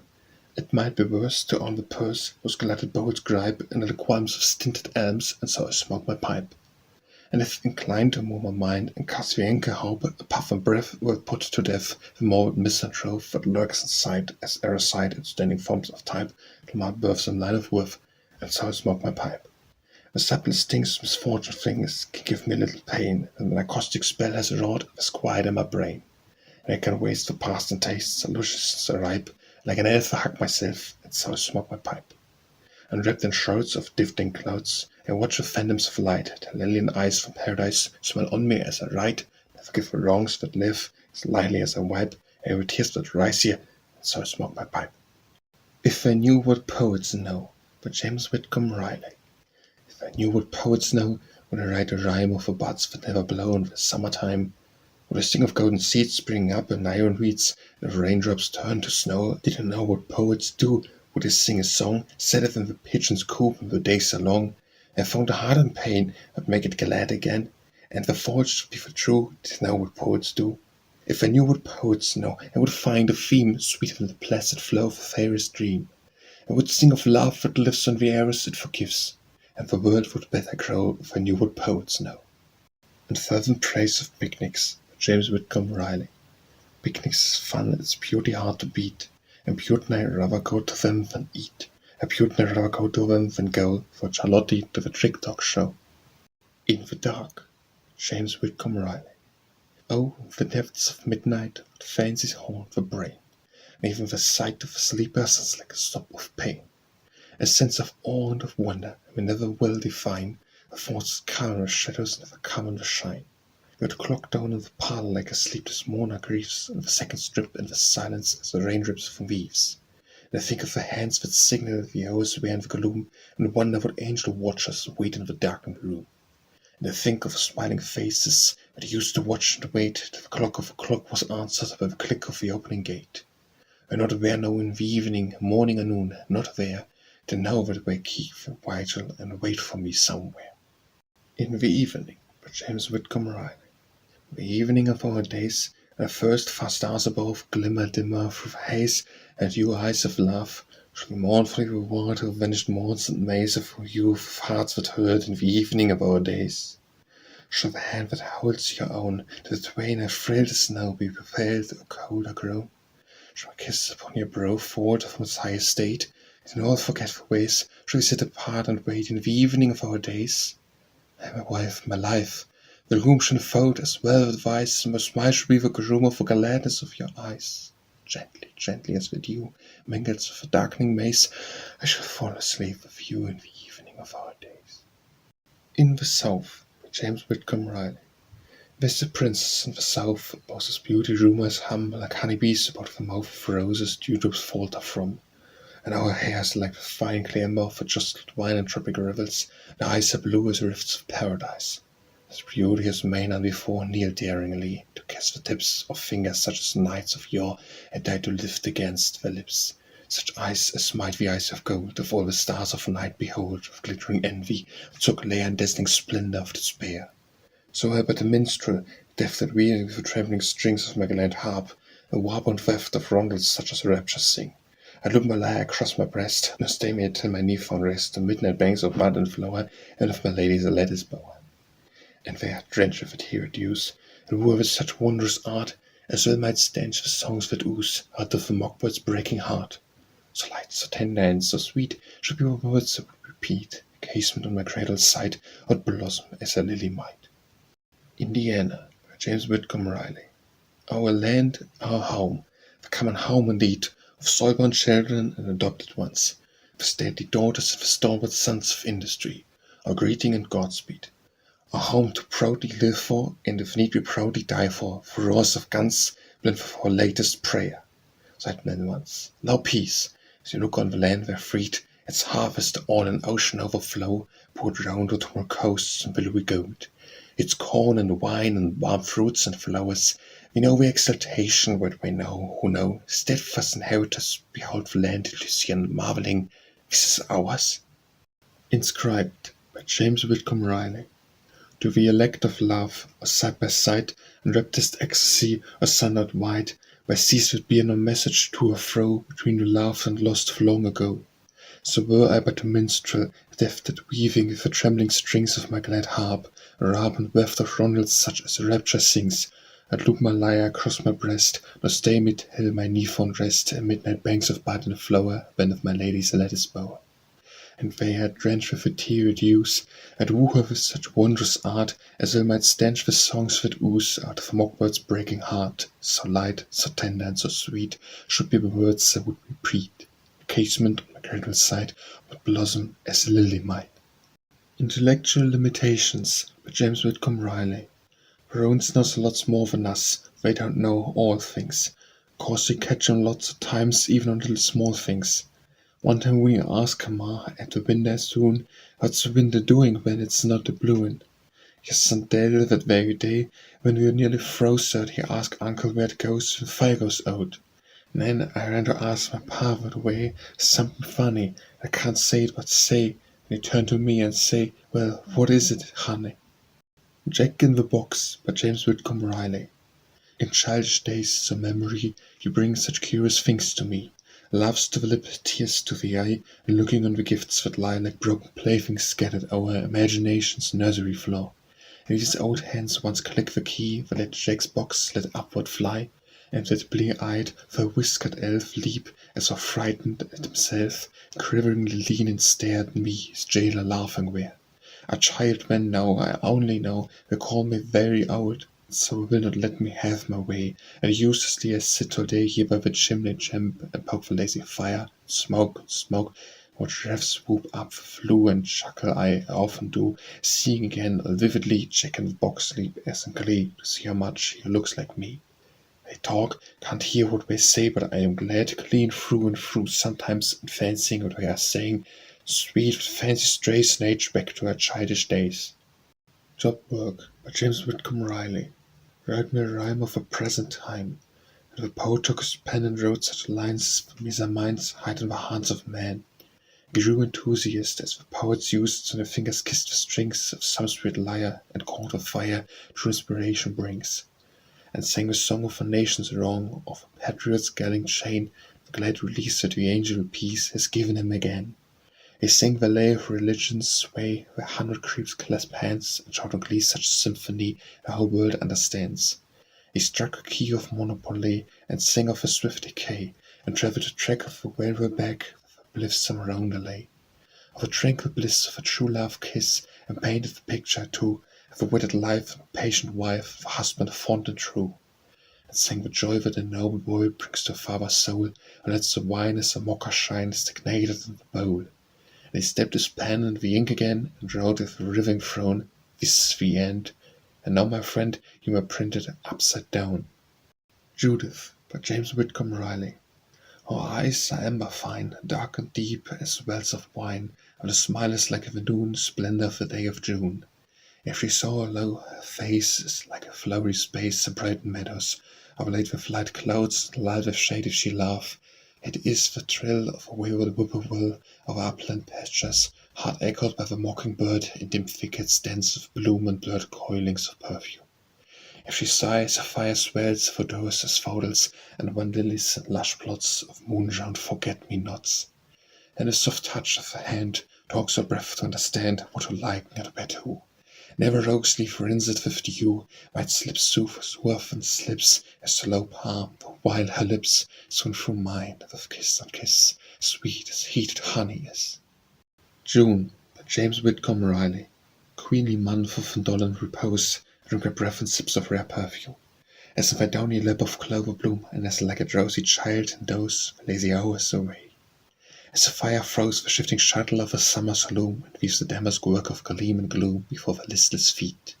But it blows the color fragrance of the glade, and wheeling into rings with plum and spear, the harvest armies gather on parade. While faint and far, yet pure and clear, voice calls out of alien lands of shade, or hail the peerless goddess of the year. Just to be good, by James Whitcomb Riley. Just to be good, this is enough, or will you find sin's billows wild and rough? Do not feel how more than any gold would be the blameless life you led of old, had your lips new but a mother's kiss. Although we missed all else but wish to be good is enough. It is enough just to be good, lift our hearts with our understood, let refreshed worldly power and place go unappeased, to smile back in God's face with the glad lips our mothers used to kiss. Although we miss all else but wish to be good is enough. Kissing the Rod, by James Whitcomb Riley. Heart of mine, we shouldn't worry so. What if mist of calm we couldn't, have you know? What if met of stormy pain and of source driving rain, we can better meet again if it blow? If earth in the dark hour we have known, but tears fell with the shower all alone. And not shine and shadow blend, as the gracious Master meant, let us temper our content with his own. For we know not every more can be said. So forgetting all the sorrow we have had, let us float away our fears, and put by our foolish tears, and through all the coming years just be glad. Kneeling with Herrick, by James Whitcomb Riley. Dear Lord, to thee my knees bend, give me content, for pleasure with what comes to me, whate'er it be, and humble roof, frugal board, and simple hoard, when we faggot piled beside, with chimney wide, while the unreffing flames upsprout and whine about the brazen dogs that guard my hearth and household worth. Tinged with the ember's ruddy glow the rafters low, and the sparks snap with delight as ringers might, with marked measures of some tune the children croon, and with good friends the rarest few the oldest true, hang round about the blaze to share my comfort where. Give me to claim the service meet that makes each seat and place of honor and each guest loved as the rest. Last night and this, by James Whitcomb Riley. Last night, how deep the darkness was, and well I knew its depths, because I waded from shore to shore, thinking to reach the light no more. She would not even touch my hand, the winds arose with a cedar fend, the moon out and the stars fled back, and heaven had hid, and all was black. Alas, tonight a summons came, signed with a teardrop forename, whereas a wandering kissed it low, a line beneath it told me so. And now the moon hangs over me, disk of dazzling brilliance, every startup steps my sighs, with splintering glitterings of light. Laughter holding both his sides, by James Whitcomb Riley. I who war let laugh away all the world's holiday, laugh away and roar and shout, the horse tongue lolleth out. Blow out thy cheeks and bulge thine eyes unto bursting, pale thy thighs with swollen palms, and roars than ever hast before. Lustier wilt thou peel and peel, stiff-lest, squant and grin thy heel, wrestle with thy loins, and wheeze the wiles, and whoop again. Let us forget, by James Whitcomb Riley. Let us forget. What matters it that we once reigned o'er Hebrians of long ago, and talked of love, and our voices low and ruled for some brief sessions royally?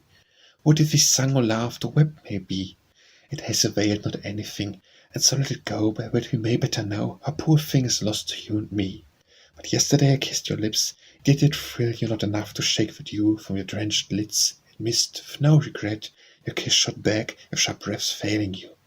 And so today, while your worn eyes are wet, with all this waste of tears, let us forget. Limitations of Genius, by James Whitcomb Riley. The audience entry seemed pleased, indeed extremely pleased, and little Mamie, freed from a task of instruction, ran to show wondrous coloured picture to me and from all the company. "And how comes it," said someone to Mr. Hammond, "that instead of the inventor's light you did not choose the artist's? Since the world can better lose the cutting box or reaper than it can a noble picture painted by a man endowed with gifts the drawing would suggest. I'll do a picture up to show the rest. There now," chimed in the wife, a pale face lit like winter snow with sunrise over it. "That's what I'm always asking him. But he, well, as he answering you answers me with that same silent, suffocating smile he wearing now." For quite a little while no further speech from anyone, all looked on Mr. Hammond and that slow, immutable mild smile of his. And in the encouraged queries asked him yet again, why was it, etc., all the rest expectant, waiting around the wall, that the gentle Mr. Hammond said he'd answer the parable instead, about the dreamer that he used to know, an artist master, all in embryo. Little girl to little girls, by James Whitcomb Riley. I'm twins, I guess, 'cause my ma say I'm two little girls, and one of me is good little girl, and the other and she is bad little girl as she can be. Ma says so most every day. And she's so funny as ma, 'cause my doll won't mind and is cry. I know my ma, she sobs and sigh and say, "Dear good little girl, goodbye, bad little girls, come here again." Last time that ma got that away, I cried all to myself a while out on the steps, and then I smile, and I get my doll all fixed in style, and go where ma's at, and say, "Morning to you, mamma dear, where's that bad little girl was here? Bad little girls got clean away, and good little girls come back to stay." Longfellow, by James Whitcomb Riley. The winds have talked with him confidingly, the trees have whispered to him, the night hath held him gently as a mother might, and taught him all sad tones of melody. Mountains have bowed to him, and the synchronous waves and murmurs exquisite have told him all her sorrow and delight, her legends fair, her darkest mystery. As the verse blooms like a flower, night and day, these glitter round his rhymes, and twitterings of lark and swallow in an endless May are mingled with the tender songs he sings. And surely cease to sing in every lay of nature's voice he sings, and will always. Lullaby, by James Whitcomb Riley.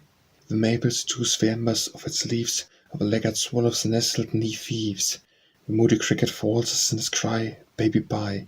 And the lid of night is falling over the sky, "Baby, bye." The lid of night is falling over the sky. A rose is lying pallid, the cup of rose color lily folded up, and breezes through the garden sob and sigh, "Baby, bye." Of sleeping blooms of summer where we lie, "Baby, bye." Of the sleeping blooms of summer where we lie. A baby, oh my baby, for your sake, this heart of mine is as wide awake, and of me never drop or drowsy eye, "Baby, bye." Will your owner weather both me when I die, "Baby, bye." Your owner weather both me when I die. May I not weep with you, by James Whitcomb Riley. Let me count where you sit weeping, let me, with not any child to die, weep with you for the little one whose love I have now nothing of. Alarms that slowly loosed, and pressed round your neck, the hands you wished to kiss, such arms, such hands, I never knew, may not weep with you. Fain it will be of service, say something, between the tears would be comforting. I also said when yourself am I, who have not any child to die. Moon droned, by James Whitcomb Riley. So high to the feet when he quitted the riot, and quietly stole to the terrace alone, but pale as the lovers would ever swerve by it, the moonlit, gazed down as a god from his throne. We stood there enchanted. And now the delight of the sights of the stars and the moon and the sea and the infinite skies of the opulent night of purple and gold and ivory. The lips of the lip, the ripple just under, of a half-awake nightingale's dream the youth, up from water and down from wonder of shadowy foliage, rose with dews, and steady the fly of his taper, unsteady the pose of the stars and the light and the tide, as it struggled and drifted careless of the eddy, his love will be breast bright. Afar we lilted the walls, the ripples to us, and through us the exquisite thrill of the air. The scant brook's bloom was a breath, and its dew was not honey as sweet when warm kisses were. We stood there enchanted, and over the light of the sights of the stars and the moon and the sea and the infinite skies of the opulent night of purple and gold and ivory. Mr. What's-his-name, by James Whitcomb Riley. We called him Mr. What's-his-name, where he was, or why he came, or when, or what he found to do, no one in the city knew. He lived, it seemed, shut up alone, in a lonely hovel of his own, where cooked his meals and made his bed, careless of all his neighbors said. His neighbours too said many things expressive of grave wonderings, as none of them had ever been within his doors or peered therein. In fact, grown watchful, they became assured that Mr. Wood, his name, was up to something wrong. Indeed, small doubt of it, we all agreed. At night, we heard strange noises there, when honest people everywhere had long retired, and his light was often seen to burn all night. He left his house but seldom, and would always hurry back again, as though he feared some stranger's knock, finding him gone, would burst the lock. Besides, he carried every day, at the 1 hour he went away, a basket with corn and sit beneath his woven willow lid. And so he grew to greatly blame this boy Mr. What's his name, and look on him with such distrust. His actions seemed to sanction just. And when he died one day, dropped on the street while on his way to that old wretched hut of his. You'll think it strange, perhaps it is, and when you lifted him and passed the threshold of his home at last, no man of all the crowd but stepped with reverence. I quailed and wept. Was it just a shriek of pain I prayed to never hear again? The old woman, old and bowed, that fell and crawled and cried aloud. Kissed the dead man's matted hair, lifted his face and kissed him there. Called to him as she clutched his hand, words no one could understand. Insane, yes. Well researched, found an unsigned letter in a round, free hand, with the dead man's breast. Look to my mother, I am at rest. You'll find my money safely hid under the lining of the lid of my work basket. It is hers, God bless her ministers. And some day, though he died unknown, if through the city by the throne I walk, all cleansed of earthly shame, I ask for Mr. Watts's name. My father's halls, by James Whitcomb Riley. My father's halls, so rich and rare, are desolate and bleak and bare. For his heart and halls are one, since I, the life and light, am gone. A valiant knight with hand of steel and heart of gold, hear my appeal. Release me from the spoiler's charms, and bear me to my father's arms.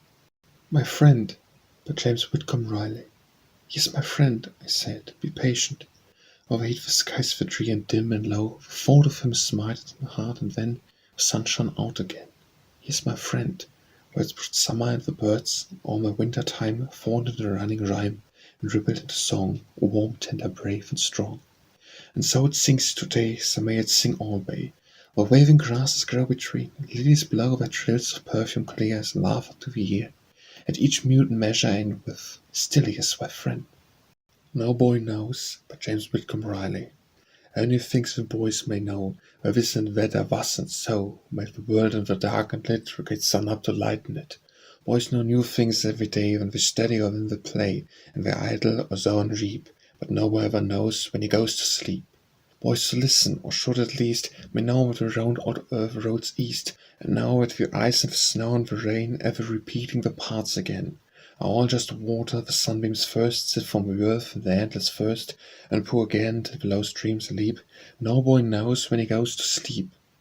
A boy may know what a long glad while it has been to him since the dawn's first smile, and forth he fared in the realm divine of brook-laced woodland and spun sunshine. He may know each call of his truant mates, and the pasture bend and the pasture gates of the cross lots home through the dusk so deep, but no boy knows when he goes to sleep. While followed me hour and hour through fragrant rows on the parlour floor, to the bleating voice of the mother whenever doubted I heard it then. To the sense of a kiss in the moonlit room, a dew odor of locust bloom, a sweet white cord and a cricket's cheep, but no boy knows when he goes to sleep. Old-fashioned roses, by James Whitcomb Riley. There ain't no style about him, where saw the paint and faded. If the door were here without him, it'd be lonesome and shaded with a good yet blacker shudder than the morning glow it makes, and the sunshine would look sadder than the good old-fashioned sakes. I can cause the Kindel so to make a fiddle like him, tell you when I find the bunch, out where the sun can strike him. And the lute sets me thinking of once it used to grow, and peeking through the chinking of a cabin, don't you know? And I think her mother and how she used to love him, and it wasn't any other, lest she found him up above him. The eyes after she shot him roosted with a smile and said he was pick a bunch and put him in her hand, and she was dead. And as I was saying, there ain't no style about him, very God it is plain, but I wouldn't be without him. 'Cause I'm happy in these poses, the hollyhocks and sich, and the hummingbird noses, and the roses of the ridge. Old Man's Nursery Rhyme, by James Whitcomb Riley. The jolly winters of long ago were not so cold as snow, oh no, no. Then as I remember snowballs to eat were as good as apples now, and every bit as sweet. The jolly winters of the dead and gone, but was warm as summer with his red mitts on. Just this little waist and pencil together. Whoever heard him growl about cold weather? The jolly winter of the long ago was it half so cold as snow? Oh no, no, how cold is therefore cold, make a prince of man, fell back in snow that's now twice as cold again. The jolly winters of the dead and gone, starting out rabbit hunting early as the dawn, whoever froze his fingers, ears, heels or toes, or they cared if he had, nobody knows. Nights with a kitchen stove, shelling white and red, corn in the skillet and sleeping for bed, of the jolly winters of long ago, they were not so old as no, no, no. Old October by James Whitcomb Riley. Old October's put 9 on, and the frost is coming on. Heave every day like our hearts as a weatherway. Leaves it shining overhead, back from green to grey and red, brown, yellow with the steams loosening on the oaks and elms. The balance of the trees get up all every breeze, like their heads were scratching on. Old October's put 9 on. Love old October so I can't bear to see her go. Seems to me like losing some old home relative for chum. Feels like sort of setting by what friend that side by side was a parson, or the sigh, ever last night. Hickanacks a fella, yes, rattling down, is more like tears, dying on the leaves below. I love October so. Can't tell what it is about old October knock me out. I sleep well enough at night, with the blame against the appetite ever mortal man possessed. Last thing it tastes best. Walnut, butternuts, pawpaws, eels and limbers up my jaws, for real service such as new, pork, spare ribs and sausage too, yet fall with swooping bout, old October knocks me out. Old Winters on the Farm by James Whitcomb Riley. I've just about decided it upkeep a town boy hoppin' for the work all winter choppin' for old fireplace like I did. Loss, them old times was contrary, blame backbone of winter appeared like a wooden break, and I was scared like clean on into February.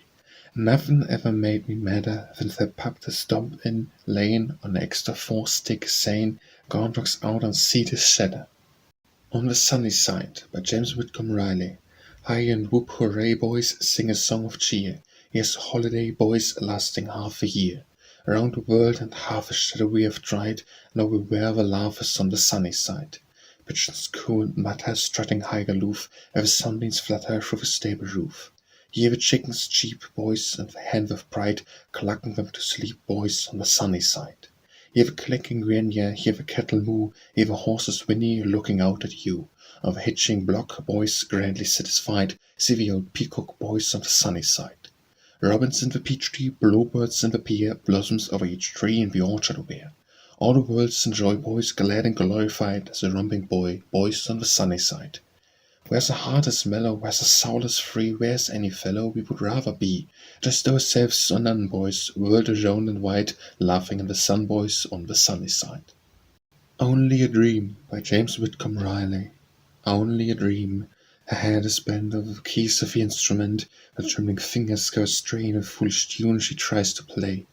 He smiles in his heart, though his deep-set eyes never change to a glad surprise, as he finds the answer he seeks confessed in glowing features and heaving breast. Only a dream.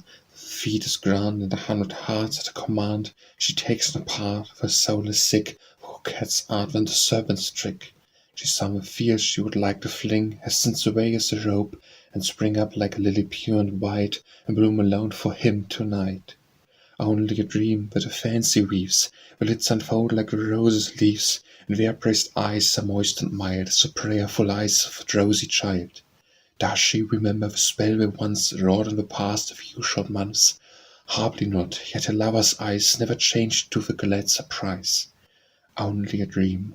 He wins her form close in the corner of his curving arm, and whirls her away in a gust of sound, as wild and sweet as the poets found in the paradise for the silken tent of the Persian blooms in the Orient. Wherever the chords of the music seem whispering sadly, only a dream. Our Boyhood Haunts by James Whitcomb Riley. How I'm going back to where we were youngsters. Meet me where, the old barefoot chum, and we will be as we used to be. Lawless rangers up and down the old creek beyond the town, little sunmen gods at play, just as in that far away. Water nymphs all unafraid shall smile at us from the brink of the old Mersal and wade toward us as we kneeling drink at the spring our boyhood knew, pure and clear as morning dew. And as we are rising there, doubly dower to hear and see, we shall thus be made aware of an eerie piping heard high above the happy bird in the hazel. And when we, just across the creek, shall see half a goatly rascal pan hoof over sloping green, mad with his own melody, aye, and bless the beastie man, stabbing from the grassy soil, bruised scans, fleur-de-lis, once had mint and pennyroyal. Our Kind of a Man, by James Whitcomb Riley. The kind of a man for you and me, he faces the world unflinchingly, and smiles as long as the wrong resists, with a naked faith and force like fists. He lives the life he's preaching of, and loves the most is the need of love. His voice is clear to the deaf man's ears, and his face sublime for the blind man's tears. The light shines out of the clouds with him, and widow's prayer goes up for him. The latch is clicked at the hovel door, and the sick man sees the sun once more, and out of the barren fields he sees springing blossoms and waving trees, feeling as only the dying man, with God's own servant has come that way, smoothing the path as it still winds on through the golden gate where his love have gone. The kind of man for me and you, have a little of worth we do, he credits full, and abides in trust, that time will teach us how more is just. He walks abroad and he meets all kinds of querulous and uneasy minds, and sympathizing he shares the pain of the doubts that wreck us heart and brain. And knowing this, as we grasp his hand, we are surely coming to understand. He looks on sin with pitying eyes, e'en as the Lord sits paradise, else should we read, or our sin should glow as scarlet, it should be white as snow. And feeling still the grief half glad at the bad, as good as the good are bad, he strikes straight out for the right. He's the kind of man for you and me. Our Little Girl, by James Whitcomb Riley. A heart knew naught of sorrow, nor the vaguest taint of sin.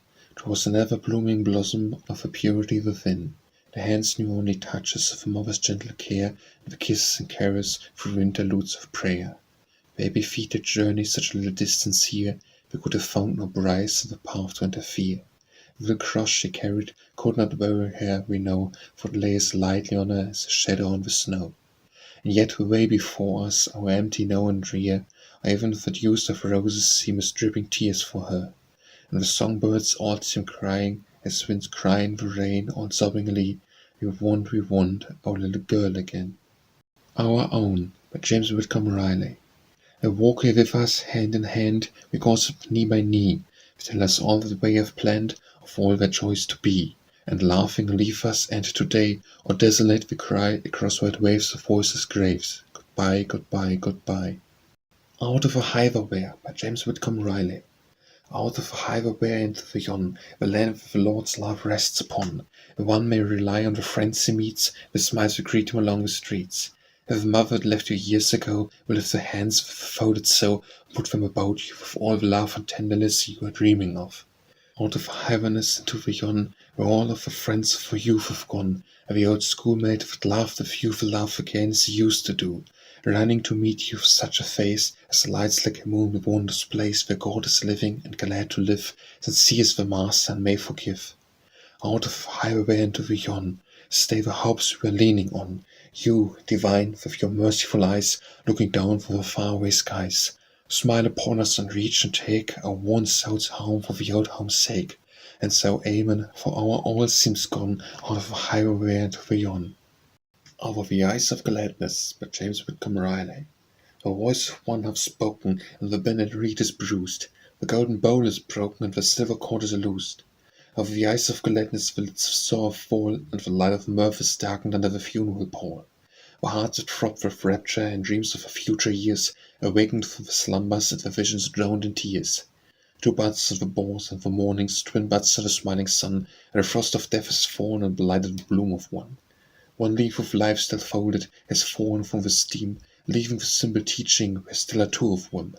For though through time's gradations the living bud may burst, the world one is gathered and blooms in heaven first. Plain Sermons, by James Whitcomb Riley. I saw a man and divided him beside, because of his world's goods he had great store. And even as I invite him he died, and left me envious of him no more. I saw another man and envied still, because he was content with frugal lot. But as I envied him the rich man's will quenched him all, and the envy I forgot. Yet still another man I saw, and he I envied for calm and tranquil mind, and having fretted in the last degree, until, alas, I found what he was blind. What vanity is envy, for find I have been rich in dross of ford, and poor in where there was a fool, and lastly blind for never having seen myself before. Reach your hand to me, by James Whitcomb Riley. Reach your hand to me, my friend, its heartiest caress. Something there will come an end to its present faithfulness. Sometime I may ask in vain for the touch of it again, and between us land or sea holds it ever back for me. Sometime I may need it so, groping somewhere in the night. It will seem to me as though just a touch, however light, would make all the darkness stay, and along some sunny way lead me through an April shower of my tears to this fair hour. Oh, the present is too sweet to go on forever thus. Around the corner of a street who can say what waits for us? Meeting, greeting, night and day, faring each the self-same way. Still some of the path must end. Reach your hand to me, my friend. Red Riding Hood by James Whitcomb Riley. Sweet little mirth of a nursery story, earliest love of mine infantile breast, be something tangible bloom in thy glory into existence as thou art addressed. Hasten appear to me, guileless and good, thou art so dear to me, Red Riding Hood. Azure blue eyes, the marvel of wonder, of the dawn of her blush breaking out. Sensitive nose with a little small under, trying to hide in a blossoming pound. Couldn't be serious, try as you would, little mysterious Red Riding Hood. Little girl, it's desolate, lonely out in this gloomy old forest of life. Here are not pansies and buttercups only, brambles and briars as keen as a knife. And a heart, Renner's trails and wood, for the meal have we must, Red Riding Hood. Right Here at Home by James Whitcomb Riley. Right here at home, boys, in old Huisadome, the strange to lose jokes is when we come, and work all where outstates the price. Yet settle here, before we realize the Hoosiers as the rest of us, and live right here at home, boys, the past forgive. Right here at home, boys, is the place, I guess, for me and you and plain old happiness. The other world's lost grandeur, likely so, we'll take the world's word for it and not go. I know its ways ain't our ways, so we'll stay. Right here at home, boys, where we know the way. Right here at home, boys, where a well-to-do man's plenty rich enough, and knows it too, and's got the extra dollar anytime to boost the fella up at once to climb, and's got the get up in him to go in and get there like a bird nigh all us kin. Right here at home, boys, is the place for us. A folks heart's bigger in their money's purse, and where a common fella's just as good as every other in the neighborhood. A world at large don't war you and me. Right here at home, boys, where we ought to be. Right here at home, boys, just right where we are. Birds don't sing any sweeter anywhere, grass don't grow any greener, and it grows across the pasture the old path goes. All things in earshot's beauty are inside. Right here at home, boys, besides them right. Right here at home, boys, the old home place is sacred to us, her mother's face. Just as we recollect her last who smiled and kissed us, then so unreconcealed, seeing us all at home here and none astray. Right here at home, boys, where she sleeps today. Robert Burns Wilson by James Whitcomb Riley. What intuition named thee, what would thrill of your soul came the command divine into the mother heart, for telling wine should palpitate with his whole rapturous will, sing on while daisies bloom and lavrocks trill, the undulating waves up through the fine of their mists of heavenly reaches.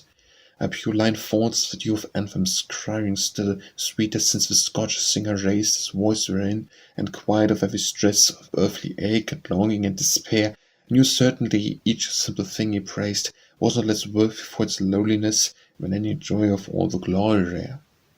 Say something to me, by James Whitcomb Riley. Say something to me, I've waited so long, waited and wondered in vain. Only a sentence would fall like a song over this listening pain. Of a silence that glowers and frowns, even a pencil tonight slips the dews of my sorrow and wounds each tender word that I write. Say something to me, if only to tell me you remember the past. And sweet words like notes of bell ring out my wiggle at last. Oh, the better, for better than this, doubt and distrust of the breast, wine of a fanciful kiss I could taste heaven and rest. Say something to me, I kneel and I plead, in my wild need for a word. If the poor heart from the silence were freed, I could soar up like a bird, to glad morning and twitter and sing, carol and warble and cry, blithe as the lark as he cruises the wing of the deeps of the sky. September Dark by James Whitcomb Riley. There falls chill, whippoorwill perhaps lonesomely behind the hill, the dusk grows dense, the silence tense, and how the katydids commence. Through shadowy rifts, woodland lifts, the low slow moon, and up the drifts, while left and right the fireflies light, swords eddying in the skirts of night. A cloudland grey and level lay the misty crisp face of day, at foot and head above the dead, odious, weep on uncomforted. Silence, James Whitcomb Riley. Thousands of hushed years ago, out on the edge of chaos, all alone, I stood on peaks of vapor high up thrown, above a sea that knew nor ebb nor flow, nor any motion worn of winds that blow, any sound of watery wail or moan, nor lisp of wave, nor wandering undertone of any tide lost in the night below. So still it was, amid me, as I laid my thirsty ear against mine own faint sigh, to drink of wet, I sipped it half afraid, was what the ghost of dead voice spilled by, and one starved, tottered through the shade, came tiptoeing to walk me down the sky. Sister Joan's Confession by James Whitcomb Riley. I thought the deacon liked me, yet I won't at second sure of it. If you mind here time and time again, when dinners are becoming in, I'd seek him shaking hands as free for the cistern as with me. A June last with a while they called on me to lead in prayer, and kneeled with me side by side, and whispered he felt sanctified, just touching of my garment's hem, it settled things as far as them, but other thinning was concerned. And well I know I must turned a dozen colours, flurried, the mortal sinner never so glad I would have been one, a kneeling around wondering, who'd pray, so glad upon my word, I really couldn't thank the Lord. Sleep by James Whitcomb Riley. Poor drowsy God, whose blurred eyes half-wink muse on me, drifting out upon my dreams, I left my soul in enchanted streams, and reelings that hasp-pipe along the brink, and tipsy with melody the drink uplift the dangling hoofs, and down the beams of sunshine dance like motes. The languor seems an ocean depth of love when I sink, like some fond arrogant, right willingly, because the wooing eyes upturned to mine, and sin arms that call their sorcery about my neck, with kisses so divine, the heavens reel above me, and the sea swollen and licks its wet lips over me. Song by James Whitcomb Riley.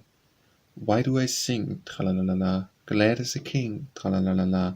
Well, since you ask, I've such a pleasant task, I cannot help but sing. Why do I smile, tra-la-la-la-la, working the while, tra-la-la-la-la? Work like this is play, so I'm playing all the day, I cannot help but smile. Just please, tra-la-la-la-la, live at your ease, tra-la-la-la-la. You've only got to turn, and you see it's bound to churn, I cannot help but please. A farmer pondered and stretched his head, reading over each mystic word. Smooth a dreamer's work, he said. I hears more, a name and date in his hand write. And there the good man read, patient applied for July 3rd, 1848. A fragment fell from his nerveless grasp, as all lips thrilled with a joyous gasp. As if pinned in the whole concern, he studied out the patterned churn. Song of Parting by James Whitcomb Riley. Say farewell and let me go, shatter heavy woe. All the future can bestow will be welcome now. And if this fair hand I touch, I've worshipped overmuch, and it was my mistake, and so say farewell and let me go. Say farewell and let me go, murmur no regret. Stay your teardrops ere they flow, do not waste them yet. A might pour as pours the rain, and wash away the pain. I have tried them, and I know. Say farewell and let me go. Say farewell and let me go, think me not untrue. True as truth is, even so I am true to you. If a ghost of love may stay, when my fond heart dies today, I am with you always, so say farewell and let me go. Song of a New Year by James Whitcomb Riley. I heard the bells at midnight ring in the dawning year, and above the clanging chorus of song I seemed to hear a choir of mystic voices, flinching echoes ringing clear from a band of angels winging through haunted atmosphere. Ring out the shame and sorrow and the misery and sin, at the dawning of the morn peace be ushered in. And I thought of all the trials that departed years had cost, and roaming hopes and pleasures that are withered now and lost. And with joy I drank the music, stealing all the feeling there, as spirit song came pealing on the silence everywhere.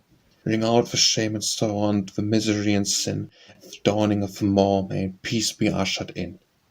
To listen as a lover to an utterance that flows in syllables like dewdrops from the red lips of a rose, and the anthem fainter growing, climbing higher, chimneying on up the rounds of happy rhyming, slowly vanished in the dawn. Ring out the shame and sorrow, and the misery and sin, the dawning of the morn peace be ushered in. Then I raised my eyes to heaven, and with trembling lips I pled for blessing for the living and pardon for the dead. Like a ghost of music, slowly whispered, loudly sung, came the echo pure and holy in the happy angel tongue. Bring out the shame and sorrow and the misery and sin. The dawn of every morrow will in peace be ushered in. Thanksgiving, James Whitcomb Riley. Let us be thankful, not only because, since last our universal thanks were told, it congregated in the world's applause, and fortune's newer smiles surpass the old, but thankful for all things that come as alms from out the open hand of Providence. Winter clouds and storms, the summer calms, the sleepless street, the drowse of indolence. Let us be thankful, thankful for the prayers, as gracious answers were long, long delayed, and might fall upon us unawares, and bless us as in greater need we prayed. Let us be thankful for the loyal hand that love held out and welcome to our own, and love and only love could understand the need of touches we had never known. Let us be thankful for the longing eyes that gave a secret to us as we wept, yet in return found with sweet surprise love's touch upon the lids and smiling slept. Let us too be thankful that the tears of sorrow have not all been rained away, and through them still for all the coming years we will look on the dead face of today. The Ancient Printman by James Whitcomb Riley. Our printer man of swallow face and look of absent guile, is it the copy on your case that causes you to smile, or is it some old treasure scrap you cull from memory's file? I fain would guess its mystery, for often I can trace a fellow dreamer's history and never it haunts a face. Your fancy's running riot as a retrospective race. Our printer man, you're straying far from stick and type. Your heart is gone a-maying, and your taste old kisses ripe again on lips that pucker at your old asthmatic pipe. You are dreaming of old pleasures that have faded from your view, and the music-burdened measures of the loves you listen to, and know what angel echoes have spoken true. The ancient painter hinted with a motion full of grace to where the words were printed on a card above his case. I am deaf and dumb, I left with a smile upon his face. The Bed by James Whitcomb Riley. Though dread uncanny thing, the fuzzy breasts and lemon wing, and mad zigzagging flight, notching the dusk and buffeting the black cheeks of the night with grim delight. What a witch's hand unhasp, their clean claw-cornered wings, under the barn roof it flings before with chattering gasp to scud the air, and if the ladybug and her children's heart out unaware, the glow-worms glimmer the brights, the pulsing of a firefly's light, a banquet lights to be, or less than bird and worse than beast, or devil's self or bread at least, grate not thy teeth at me. The Beautiful City, James Whitcomb Riley. The beautiful city forever its rapturous praises resound, we fain would behold it, but never a glimpse of its story is found. We slacken our lips at the tender white breasts of our mothers to hear of its marvelous beauty and splendor. We see but the gleam of a tear. Yet never the story may tire us, first graven in symbols of stone, rewritten on scrolls of papyrus and parchment, and scattered and blown by the winds of tongues of all nations, like a litter of leaves widely whirled down the wreck of 100 translations from the earliest lisps of a word.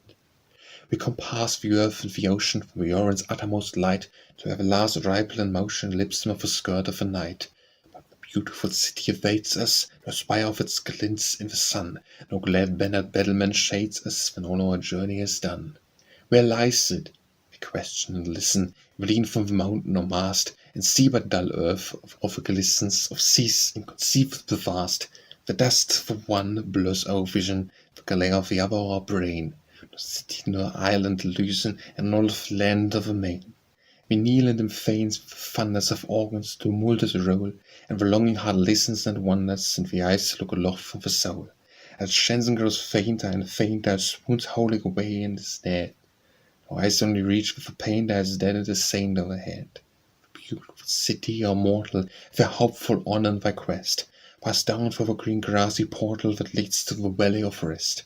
Where first passed the one who, in pity of all their great yearning, awaits to point out the beautiful city and loosen the drum at the gates.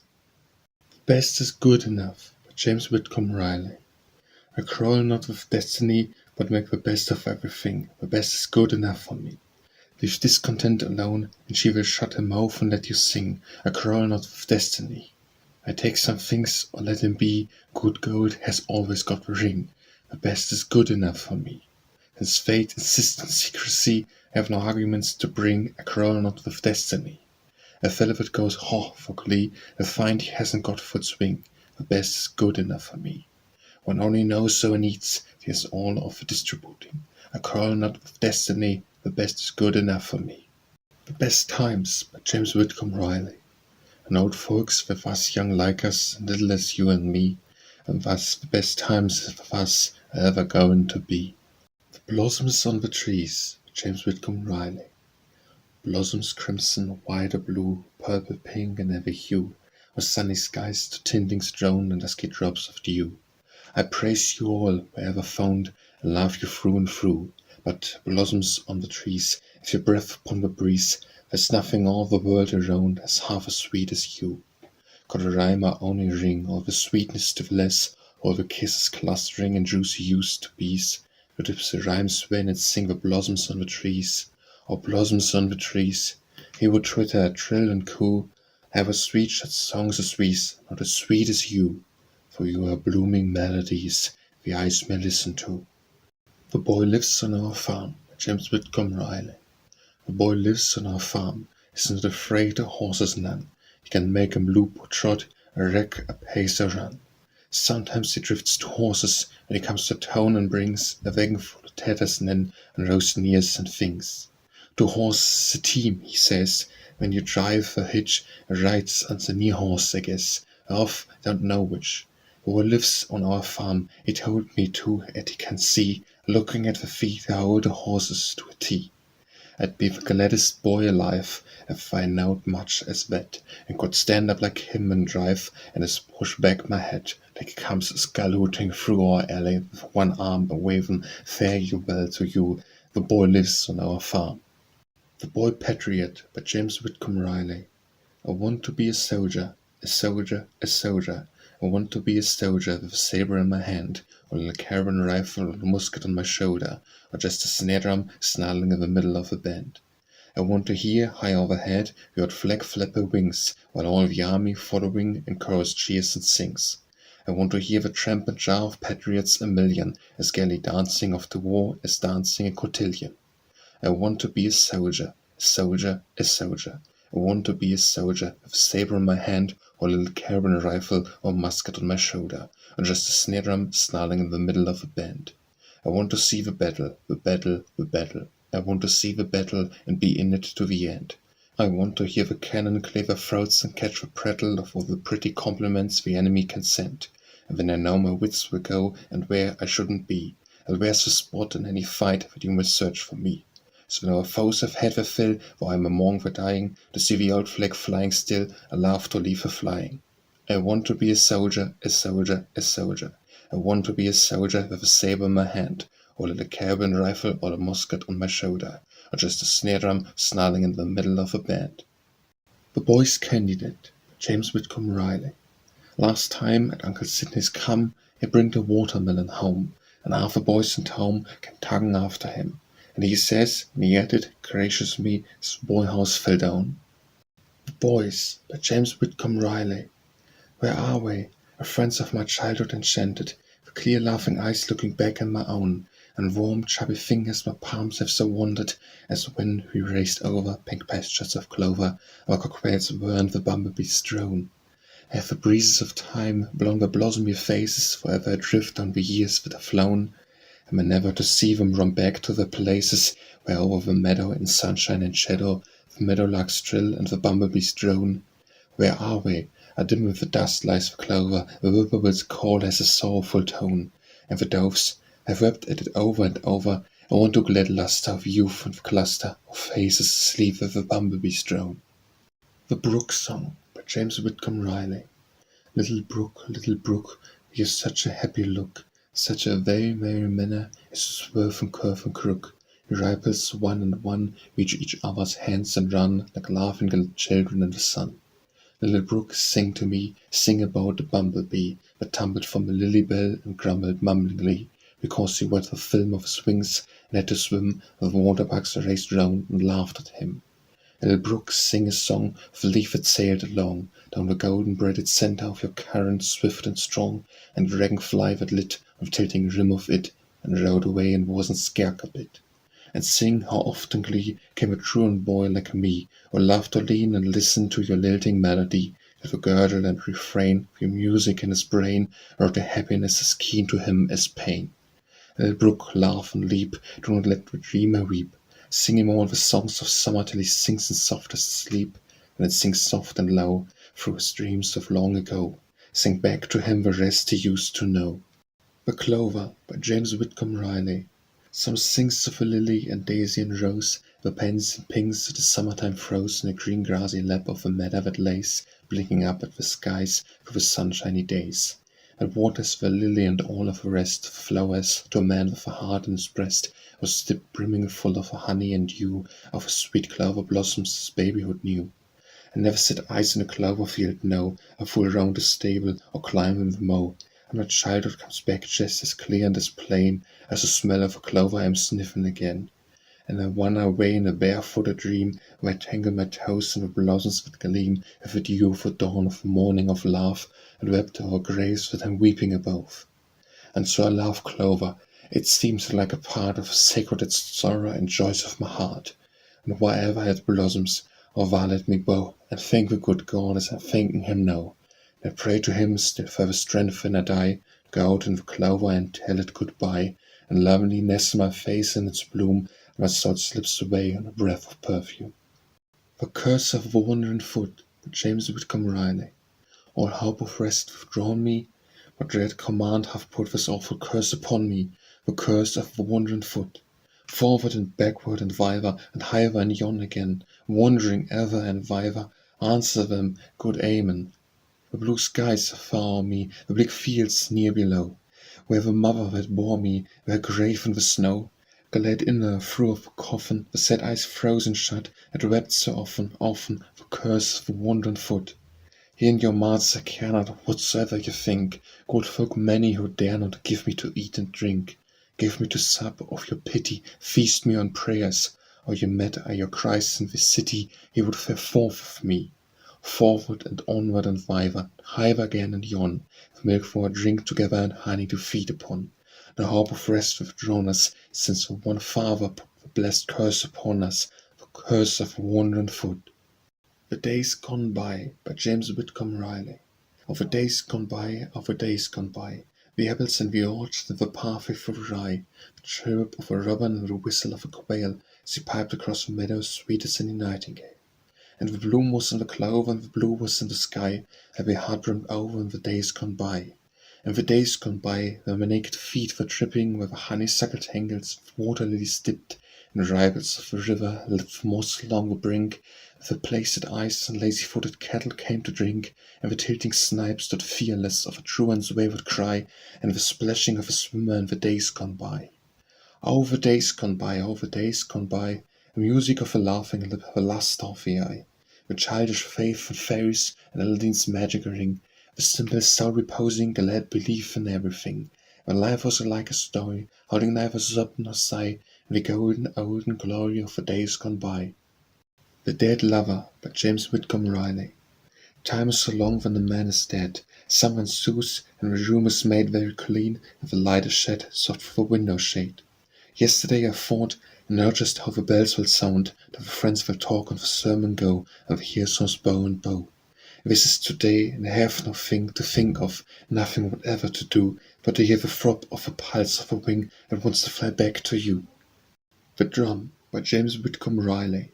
Of the drum, there's some intonation in my grum, monotony of utterance that strikes the spirit dumb, as to hear through a clear and unclouded atmosphere the palpitating syllables roll in upon the ear. There's a part of the art of a music-throbbing heart that thrills something in us that awakens with a start, and in rhyme with the chim and exactitude of time goes marching on the glory to the melody sublime. And the guest of the breast with the rolling robes of rest is a patriotic spirit as a continental dressed, and he looms from the glooms of a century of tombs, the bloody spirit at Lexington and living beauty blooms. And his eyes were the guise of a purpose pure and wise, as the love of them is lifted to something in the skies, It is bright, red and white, the blur of starry light, as it laughs and signal riples of breezes day and night. There deep hushes creep over pulses as we leap, the tumult fainter growing and the silence falls asleep, and the prayer rising there wills the sea and earth and air as a heritage to freedom's sons and daughters everywhere. When with a sound as profound as the thunderings resound, come the wild vibrations in a throe that shakes the ground, the cry flung on high, like the flag that flutters by, rings rapturously upward till it nestles in the sky. Of the drum there's some intonation in the grum, monotony of utterance that strikes the spirit dumb. So here through the clear and unclouded atmosphere the palpitating syllables roll in upon the ear. A Frog by James Whitcomb Riley. Who am I but the frog of a frog? My realm is the dark bayou. My throne is the muddy and moss-grown log the poison vine clings to, and the black snakes slit in the slimy tide. The ghost of the moon looks blue. What am I but a king, the royal robes I wear, a sceptre too, and a signet ring, as wizards and serfs declare, and a voice, God wot, that is acquired not in the wide world anywhere. I can talk to the night, and the big black wing, she tells me the tale of a world outright, and the secret of everything, for she knows you all from the time we crawl to the doom that death will bring. The storm swoops down and he blows, with a drum on his swollen cheek, and croaking his angry at eye that glows with a loud lightning streak. A rushing drown of the water thrown at his bursting passion's leak. I can see through the sky, as clear as a piece of glass, and I can tell you the how and why of things that come to pass. And that the dead are there instead, under the graveyard grass, to his sovereign lord, all hail, like a prince on his throne so grim. And the moon swing low and the high stars trail the heads of the dust to him. The wide world sing, long live the king, and grace to his royal whim. The Good Old-Fashioned People by James Whitcomb Riley. We hear Uncle Sidney tell about the long ago, and old friends he loved so well. He was young, my as children all wished we'd have been and livin' when with Uncle, so he could a kind o' happen in on them old friends he used to know. The good old-fashioned people, the hale, hard-working people, the kindly country people that Uncle used to know. It was God's people, Uncle says, gloried in his name, and worked without no selfishness, and loved neighbours same as they was kin. And then the wild, the dream o' last, the spring, a budget in the fall, they smiled and cheered with all just everything. The good old-fashioned people, the hale hard-working people, the kindly country people that Uncle used to know. He tells about them lots of times, and we'd all rather hear about them with nursery rhymes a fairy's mighty near. Only sometimes he stops so long, and talks on so low and slow, it's pert nigh sad as any song to listen to him talking so. The good old-fashioned people, the hale hard-working people, the kindly country people that Uncle used to know. The Harp of a Minstrel by James Whitcomb Riley. The harp of a minstrel is never a tone as sad as a song in his bosom tonight. The magical touch of his fingers alone can awaken the echoes that breathe at the right. But oh, as the smile of the moon may impart a soul to one in an alien clime, have the light of a melody fall on the heart and cadences grief into musical rhyme. The face have faded, the eyes have grown dim, but once his passionate love and his pride, and alas, all the smiles that once blossomed for him have fallen away as the flowers have died. The hands that entwined the laureate's wreath and crowned him with fame the long, long ago, like a laurels the wood enfolded beneath the grass, the stubble, the frost and the snow. Then sigh for wilt as the whispering strings strive ever in vain for the utterance clear, and think of a soft spirit that sings jewel song with a gem of a tear. For harp of minstrel has never a tone as sad as the song in his bosom tonight. The magical touch of his fingers alone cannot awaken the echoes that breathe at the right. The Harper by James Whitcomb Riley. Like a drift of faded blossoms caught in a slanting rain, his fingers glimpse down the strings of his harp and tremulous refrain. Patter and tinkle and drip, how the chords were rainy sweet. Closed my eyes and I bit my lip as he played there in the street. Patter and drip and tinkle, there was the little bed in the corner of the garret and the rafters overhead. And there was the little window, tinkle and drip, rain both in the mother's love and God's companionship. The Hereafter by James Whitcomb Riley. Hereafter, oh, we need not waste our smiles or tears, whatever befall. No happiness but holds a taste of something sweeter after all. No depth of agony but feels some fragment of abiding trust. Ever deaf on locks or seals, mute beyond is just. We're home going, by James Whitcomb Riley. We must get home, we have been away so long it seems forever and a day. And also very homesick we have grown, the laugh of the world is like a moan, and our tired hearing and its songs as vain. We must get home again. We must get home, it hurts so, staying here, our fond hearts must be wept out tear by tear, and where to were with leisure means the best, the most our lack, the least our hope of rest, the most our need of joy, the more our pain. We must get home again. We must get home, all is so quiet here, the touch of loving hands on brow and hair, dim rooms when the sunshine is made mild, we lost love, mother and the child, restored in rest for lullabies of rain. We must get home again. We must get home where, as we nod and rouse, time humours us and tiptoes through the house, and loves us best when sleeping baby wise, with dreams, no teardrops, brimming our clenched eyes. Pure dreams that know no tain nor earthly stain. We must get home again. We must get home, and unremembering where, or gain of all ambitions otherwhere, rest for the feverish victory and a crown of conquest, whose ways glory weighs us down. Fame's fairest gifts we toss back with disdain. We must get home again. The Jaybird by James Whitcomb Riley. The Jaybird, he's my favourite, for the bird's face. I think he's quite a stylish sire in that blue suit of his. When he lights and shuts his wings, and scouts a cutaway, he kisses only when he sings, you'd know he was a jay. I like to watch him when he slits on top of any tree, cause all birds get wide out of it when he lights, and they see how proud he act, and swell and spread his chest out more and more, and raise the feathers on his head like it's got pompadour. The King by James Whitcomb Riley. I rode right out of the morning sun, a glimmering, glittering cavalcade of knights and ladies, and everyone in princely sheen arrayed. And the king of them all, how he rode ahead, with the helmet of gold, the plum of red, that spurted the boat in the breeze and bled in the bloom of the everglade. And we rode high over the dewy lawn, with brave glad banners of every hue, that rode in ripples, as we rode on in splendour, two and two. And the tinkling links of the golden reins, of the steeds they rode rang such refrains, the castanets and dream of Spain's intensest gold and blue. And they rode, and the steeds they neighed and pranced, and the sun on the glossy heights flickered and lightened, glanced and played like the moon on rippling tides. And their manes were silken and thick and strong, and their tails were flossy and fetlock long, and jostling in time to the teeming throng, and their nightly song besides. Clank of scabbard and jingle of spur, and fluttering sash of the queen went wild in the wind, and the proud king glanced at her as one of a wilful child. And this knight and lady away they flew, and the banners flapped, and the falcon too, the lances flashed, and the bugle blew. He kissed his hand and smiled. And then, like a slanting sunlit shower, the pigeon glittered across the plain of turf spun back, and the vivid floor was only crimson stain. And the dreamer's eyes they are downward cast, as he blends with words of a wailing blast. It is the king of year rides past, and autumn's here again. The Legend Glorified by James Whitcomb Riley. I deem that God is not disquieted. This is a mighty poet's rhymes I read. Emblazoned so forever doth abide when my soul the legend glorified.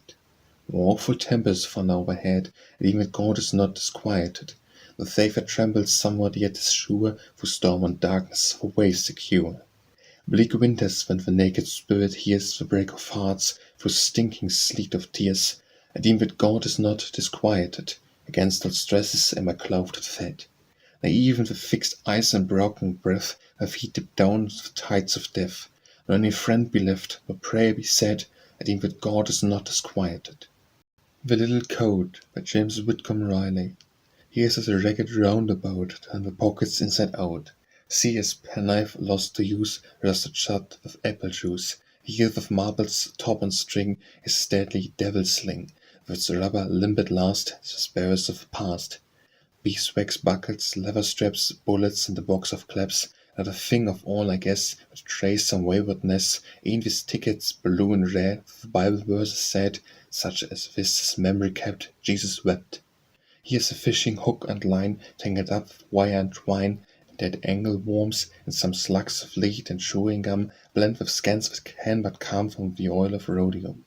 Here a soiled yet dainty note that some little sweetheart wrote, dotting, vine grows around the stump, and my sweetest sugar lump, wrapped in this a padlock key, weighs filled a touch-hole sea, some powder in a quill cocked up with a liver pill, spongy little chunk of punk.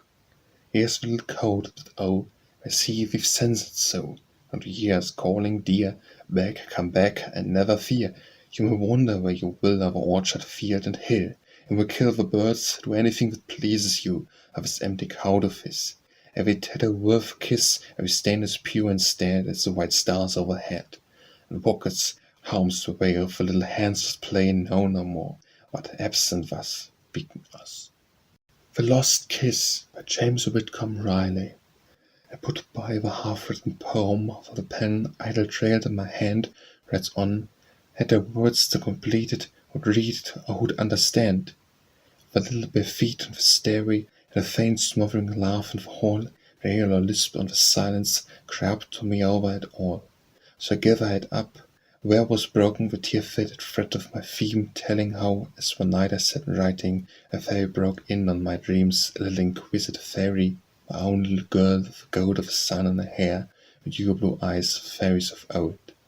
Draws the dear little girl that I scolded, for was at the moment like this, I said, she knew I was busy, to come romping in for a kiss, come rowing up from her mother, come whirring away at my knee, for one little kiss for my dolly, and one little other for me.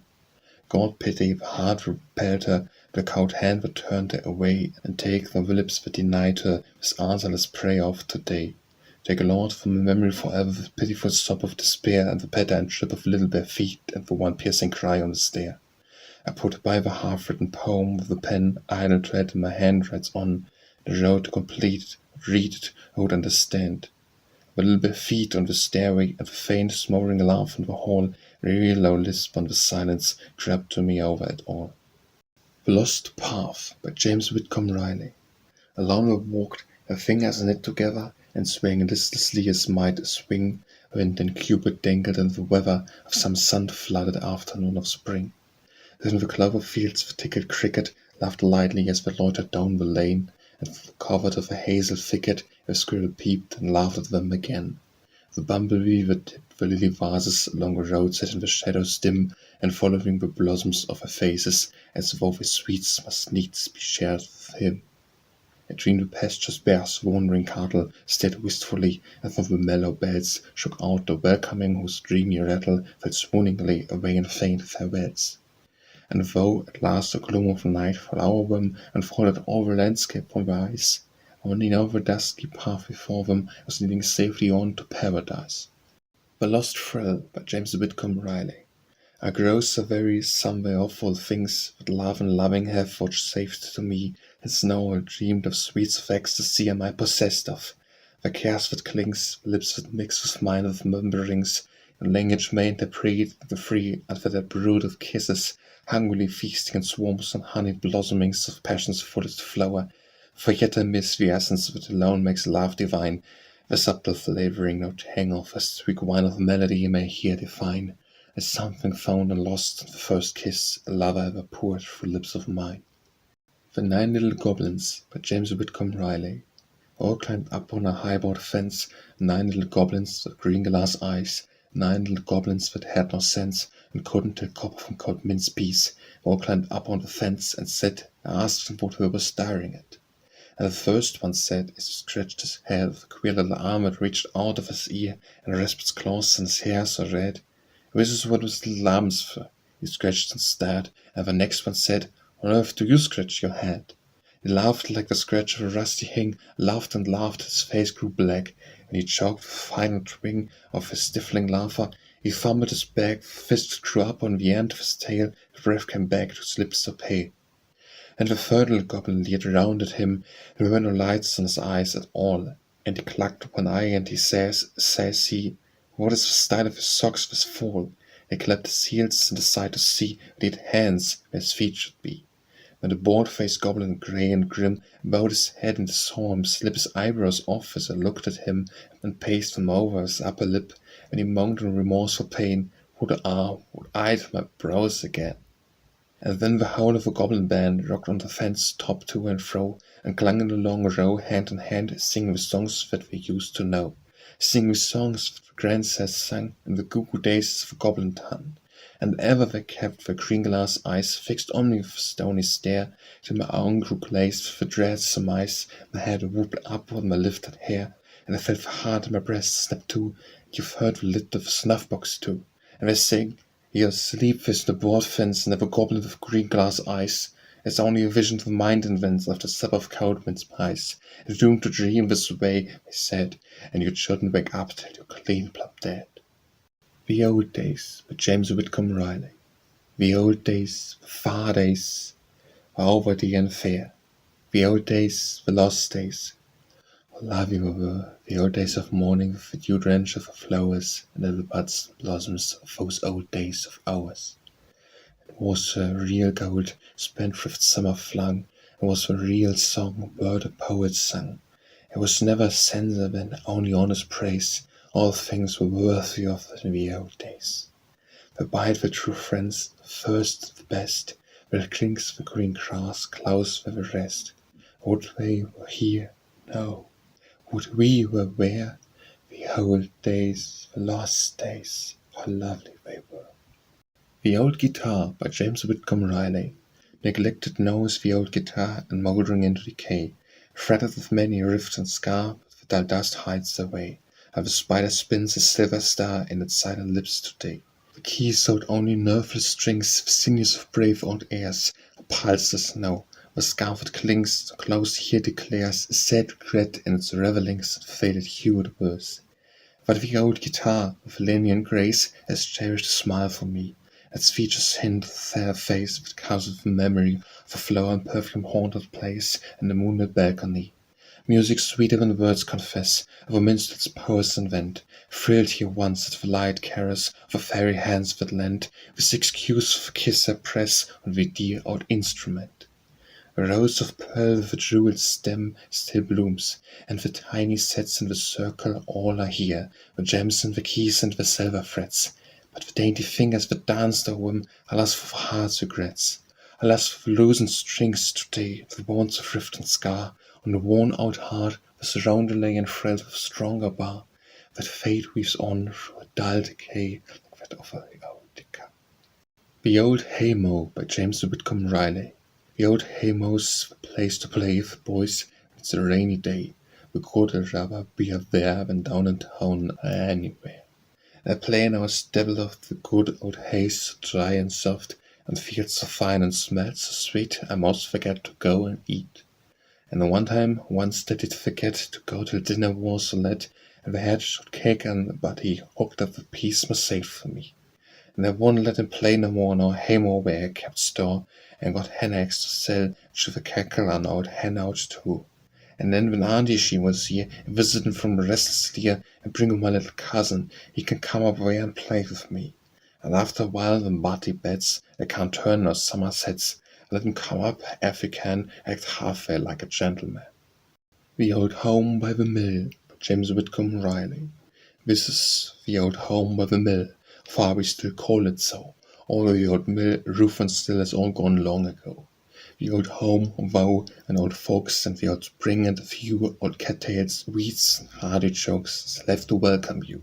Here, Margaret, fetch a man a tin drink out of our spring, keeps Kindel salt or Cavan, but don't taste anything. This Kindel again, Margaret is the old process, like me, all hamstringed up with rheumatics, and on and 73. Just me and Margaret lives alone here like in long ago. Children all put off and gone and married, don't you know? Once milling way out westward somewhere to other miller boys, Minneapolis they air, and once in Illinois. The oldest girl, the first that went, married and died right there. The next lives in a wind settlement for nigh 30 year. And youngest one was a lass of the old home here, but no, her man turns in and he packs away off to Idaho. I don't miss them like Margaret does, 'cause I got here, you see. When she pines for them, it's 'cause she's only just got me. I laugh and joke, about it all, but talk and sense, I'd say, when she was stuck so bad last fall, I loved the other way.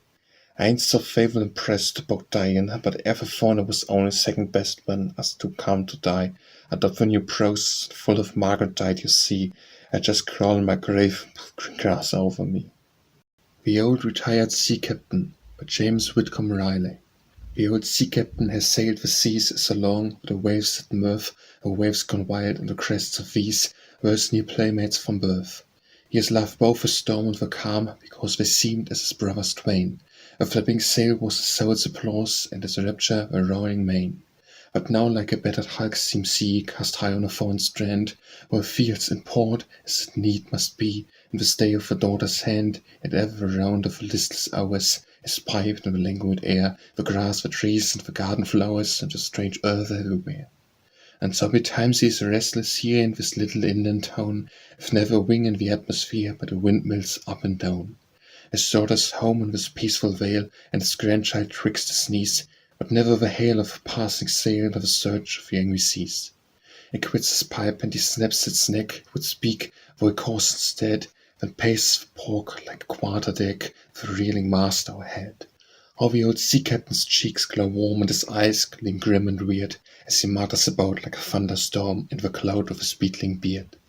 The Old Swimming Hole by James Whitcomb Riley. The old swimming hole, where the creeks are still deep, looked like a baby river that was laying half asleep, and the gurgle of water around the drift just below sounded like a laugh of something we once used to know, though we could remember anything but the eyes of the angel looking out as we left paradise. And the merry days of youth is beyond our control, and it's hard to part forever with the old swimming hole. Of the old swimming hole and the happy days of yore, and I used to lean above it on the old sycamore. Oh, it showed me a face in its warm sunny tide, but looked back at me so gay and glorified. It made me laugh myself as I leaped to caress, where she had smiling up at me with such tenderness. And them days is past and gone, and old time's darkest toll, when the old man come back to the old swimming hole. Oh, the old swimming hole in the long, lazy days, when the humdrum of school made so many runaways. How pleasant was the journey down the old dusty lane, our tracks for bare feet were so printed so plain, you could tell by the dent of the heel and the sole. There was a lot of fun on hands at the old swimming hole. The lost joys is past, and tears and sorrow, like the rain that used to dabble up the old swimming hole. While the bulrushes groaned, and the kettle so tall, and the sunshine and shadow fell over it all, and it mottled waters of amber and gold, that the gate lilies rocked and the ripens that rolled. And the snake feathers four gauzy wings fluttered by, like a ghost of a daisy dropped out of the sky, a wounded apple blossomed the breeze's control, as it cut across some orchard towards the old swimming hole. Of the old swimming hole, in the last of the place, the scenes was all changed, like the change in my face, a bit of a railroad across the spot, the old diving log lay sunk and forgot. And I strayed down the banks where the trees used to be, but never again will their shade shelter me. And I wish in my soul I got stripped to the soul, and dive off on my grave like the old swimming hole. The Old Times Were the Best by James Whitcomb Riley. Friends, my heart is half weary with its happiness tonight. While your songs are gay and cheery and your spirits with light, there's the ghostly music haunting still the heart of every guest, the voices chorus chanting of the old times were the best. All about is bright and pleasant, with sound of song and jest, yet the feelings ever present with the old times were the best. The Old Tramp by James Whitcomb Riley. An old tramp slept in our stable once, and a raggedy man he caught, and roused him up and chased him off clean out through a backlot. And the old tramp hollered back and said, "You beauty, man, you hair, with a pair of eyes like two fried eggs, and a nose like a bartled pear." The Old Year and New by James Whitcomb Riley. As one and saw looks upon the dead face of a loyal friend, by the dim light of New Year's dawn I saw the old year end. Upon the pallid features lay with the old smiles, a warm and bright, of us as she had died away in ashes of delight. The hands that I had learned to love, strength of passion half divine, were folded now or heedless of the emptiness of mind. The eyes that once had shed their bright, sweet looks like sunshine now were dull, heavy lidded from the light that made them beautiful. The chimes of bells were in the air, and sound of mirth in hall and street, with pealing laughter everywhere and throb of dancing feet. The mirth and the convivial din of revellers in wanton glee, of tunes of harp and violin in tangled harmony. and the sense of nameless dread that turned me from the merry face of his newcomer to my dead, and kneeling there a space, I sobbed aloud all tearfully, with your face so fixed and cold. O Lord, let not this new year be as happy as the old. The Orchard Lands of Long Ago by James Whitcomb Riley. The orchard lands of long ago, and rosy winds awake and blow the snow blossoms back to me, now the buds that used to be. Or back along the grassy ways of truant feet, and lift the haze of happy summer from the trees, or trail the tresses in the seas of grain that flowed and overflow the orchard lands of long ago. Blow back the melody that sips in lazy lava from the lips that marvel much if any kiss sweeter than the apples is. Blow back the twitter of the birds, the lisp, the titter, and the words of merriment that found the shine of summertime a glorious wine, a drenched leaf that laughed it so on orchard lands of long ago. Or memory alight and sing, where rosy-bellied pipings cling, and golden russets glint and gleam, as in the old Arabian dream, the fruits of that enchanted tree the glad Aladdin robbed from me. And rosy winds awake and thin, my blood is winded over in, a heart ripe as the apples grow on orchard lands of long ago. The Passing of a Heart by James Whitcomb Riley. Oh, touch me with your hands, for pity's sake. My brow throbs ever on with such an ache as only your cool touch may take away.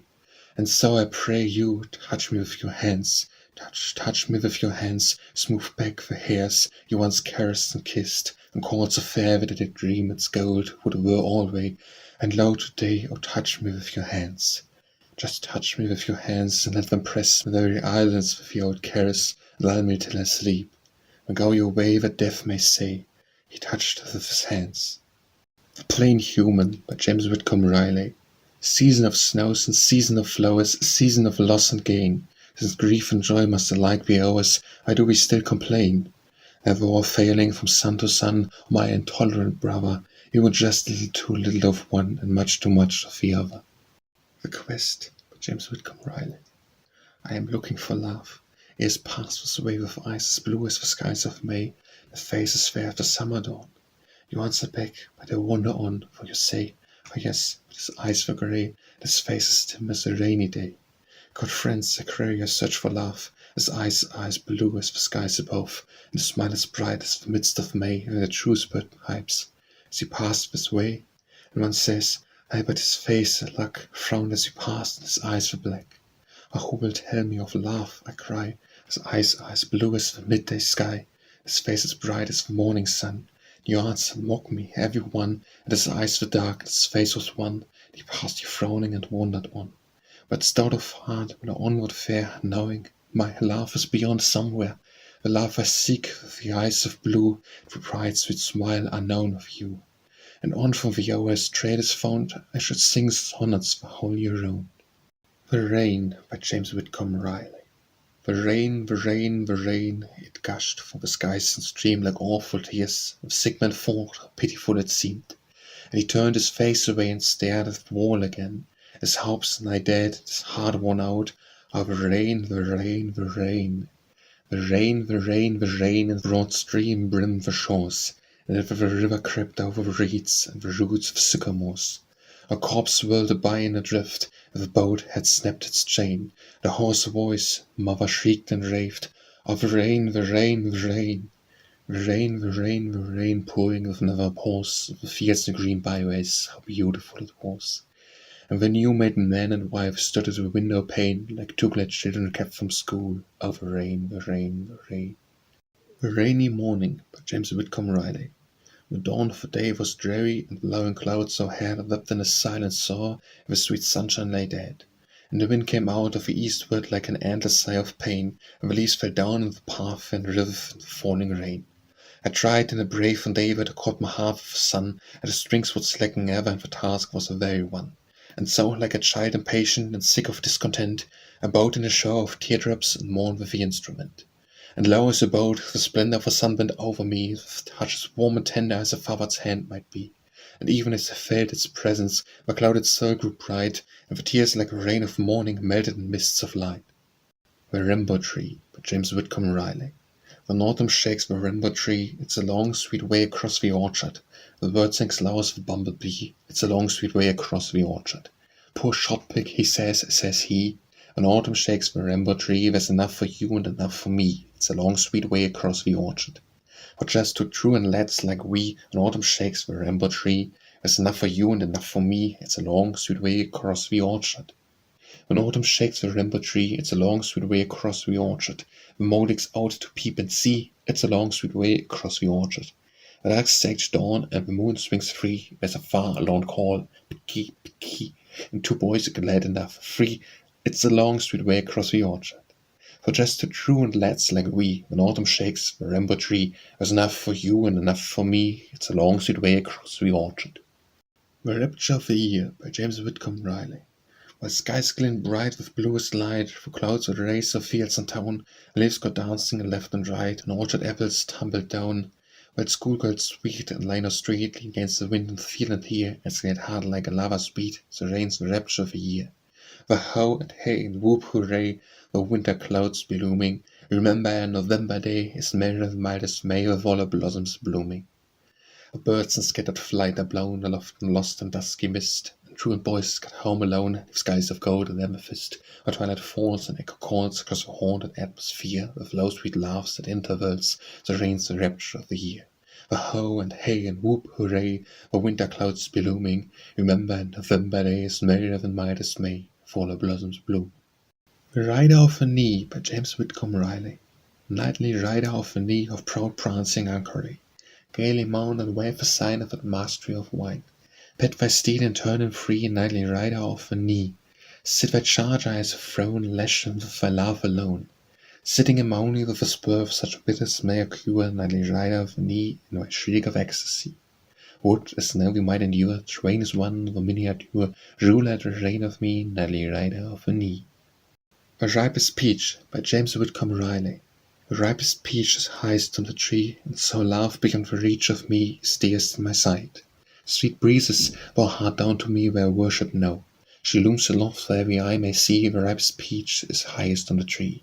Such fruitage as I love I know, I lust, I may not reach here from the orchard grass. I drink the sunshine showered past her lips, as the roses drain with Europe's as it drips. The ripest peach is highest on the tree, and so mine eyes gaze upward eagerly. Why do I not turn away in wrath, and pluck some heart here hanging in my path? Love's lower boughs bend with them, but me, the ripest peach is highest on the tree. The Rose by James Whitcomb Riley. It tossed its head at the wooing breeze, and the sun, like a bashful swain, leaned on and through the waving trees with passion all in vain. The rose laughed in a crimson glee, and hid in the leaves and waited for me. The honeybee came there to sing his love through the languid hours, and warned of his heaves as a proud old king might boast of his palace towers. The rose bowed in the mockery, and hid in the leaves and waited for me. The hummingbird like a courtier gay dipped down with Delian song, and twanged his wings through the rodelay of love the whole day long. And the rose turned from his minstrelsy, and hid in the leaves and waited for me. A firefly came in the twilight dim, I read with the rose to woo, that quenched was the flame of love in him, and the light of his lantern too, as my rose wept with Europe's free, and hid in the leaves and waited for me. And I said, I will call my own sweet rose. Some day I will claim as mine the priceless birth of flower that knows not change, with bloom divine, a bloom of a fadeless constancy that hides in the leaves and wait for me. But time passed by in a strange disguise, and the mark did not ballet, in a lazy dream with drowsy eyes that summer slipped away. The children sang in a minor key, where's the rose that waits for we? I dreamed today our purple stain of bloom on a withered stalk, pelted down with the autumn rain, the dust of a garden walk, but an angel rose in the world to be, will hide in the leaves and wait for me. The Runaway Boy by James Whitcomb Riley. Once says my pa and he once stand and punished me, and he was gone that day. I slipped on and ran away. Took all my copper cents and climbed over our back fence, and the gyms and weeds had grown everywhere all down the road. And I got out where and in, and ran some and ran again, and I met a man that led a big cow that shocked her head. And down a long, long lane there was little pigs a-playing, and a great big pig went boo, and jumped up and skipped me too. And I scampered past and away, for somebody hollered, hey, and I looked everywhere, and there was nobody there. I want to, but I'm afraid to try to get back, and by, something hurts my throat inside, and I want my man cried. And a great big girl come through with the gate and tell me who am I, and if I tell where my home at, she'll show me where. I couldn't is but tell what's my name, and she says, well, she took me up and says she know where I live, she guess. And she tailed me hug quite close around the neck, and now she goes skipping the street, and then but soon I'm home again. And my mother, she kissed the big girl too, and she kissed me if I promised sure I won't run away no more. The same old story, by James Whitcomb Riley. The same old story told again. The maiden drops her head, red and glow for crimson cheek is answering in her stead. The pleading tone of a trembling voice is telling her the way he laughed when his heart was young in youth's sunshiny day. The trembling tongue, the longing tone, imploringly ask her why I cannot be as happy now as in the days gone by. And to my heart's tumultuous overflowing joy, dancing to the music which the dear provoking bow is twangling on his bowstring, as fluttering his wings, he sends his love charges arrows while merrily besings. Ho, ho, my dainty maiden, it truly cannot be you are thinking you are master of your heart when it is me. And another gleaming arrow does the little god's behest, and the dainty little maiden falls upon her lover's breast. The same old story told again, and listened o'er and o'er, will still be new and pleasing too, till time shall be no more. The Serenade, by James Whitcomb Riley. The midnight is not more bewildering to her closed eyes than to her ears, the sound of dim, sweet singing voices, endowed of pearl or flute, and supple twang of string, swing through the lattice where the roses cling, and with the fragrance that notes around the haunted senses. Thirsting beyond bound with slow yielding dreams, a little swing of a mysterious delirious tune, she drains like some strange opiate with odd eyes, upraised against the casement, where soon the stars fail from her sight, and with the skies of alien azure rolls a full round moon, like some vast bubble blown of summer noon. The Sermon of the Rose, by James Whitcomb Riley. Wilful we are in our infirmity of childish questioning and discontent. Like before us is divinely meant, for truth declare for the mystery. Make us to meet what is, or is to be the fervid welcome, knowing it is sent to serve us in some way full extent, where we discern it all belatedly. A rosebuds and the rose blooms and the rose bows and the dews, in its fullness low, is in the lover's hand, and the breast of her he loves and there dies. Who knows which fate of all the rose may undergo is fairest, dearest, sweetest, loveliest? Nay, we are children, we will not mature. A blessed gift must seem a theft, and tears must storm our eyes when but the joy appears and drear disguise of sorrow, and how pure we seem when we are richest. Most secure against all poverty the lifelong years, we yet must waste in childish doubts and fears, that in despite of reason still endure. Alas, the sermon of the rose we will not wisely ponder, nor the sobs of grief lulled into sight of rapture, nor the grief of fierce defiance that again is still. Be patient, patient with our frail belief, and say yet a little ere we die. Opulent life of ours thou is possessed of treasure after treasure. Youth most fair when first, but after its priceless coil of hair, moaned over sleepless nights, kissed and caressed, for drip and blur of tears the tenderest. And next went love, ripe rose glowing where her very sister. It is here, but where is she, of all the world the first and best? Yet how sweet the sweet earth after rain, how sweet the sunlight on the garden wall across the roses, and how sweetly flows the limpid yodel of a brook again. And yet how sweet after all, the smouldering sweetness of a dead red rose. The Singer, by James Whitcomb Riley. While with ambition's hectic flame he wastes the midnight oil, and dreams have throned on heights of fame to rest him from his toil. This angel like a vast eclipse above him spreads her wings, and fans the embers of his lips to ashes as he sings. The Sphinx, by James Whitcomb Riley. I know all about the Sphinx, know even what she thinks, staring with her stony eyes up forever at the skies. For last night I dreamed that she told me all the mystery. With her hands mute she said she was just cut out for wed. The Stepmother, by James Whitcomb Riley. First she came to our house, Tommy ran and hid. And Emily and Bob and me, we cried just like we did. The mother died, we all said, and we all wished that we was dead. And nurse she couldn't stop us, and Pa tried and tried. We sobbed and shook and wouldn't look, but only cried and cried. And then someone, we couldn't just tell who, was crying same as us.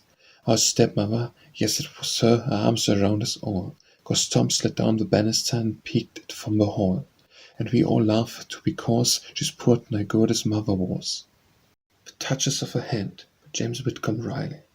The touches of her hands are like the fall of velvet snowflakes, like the touch of dawn with the peach that brushes against the garden wall, of flossy fondlings of a thistle wisp caught in the crinkle of a leaf or brown, a blinding frost have turned from green to crisp.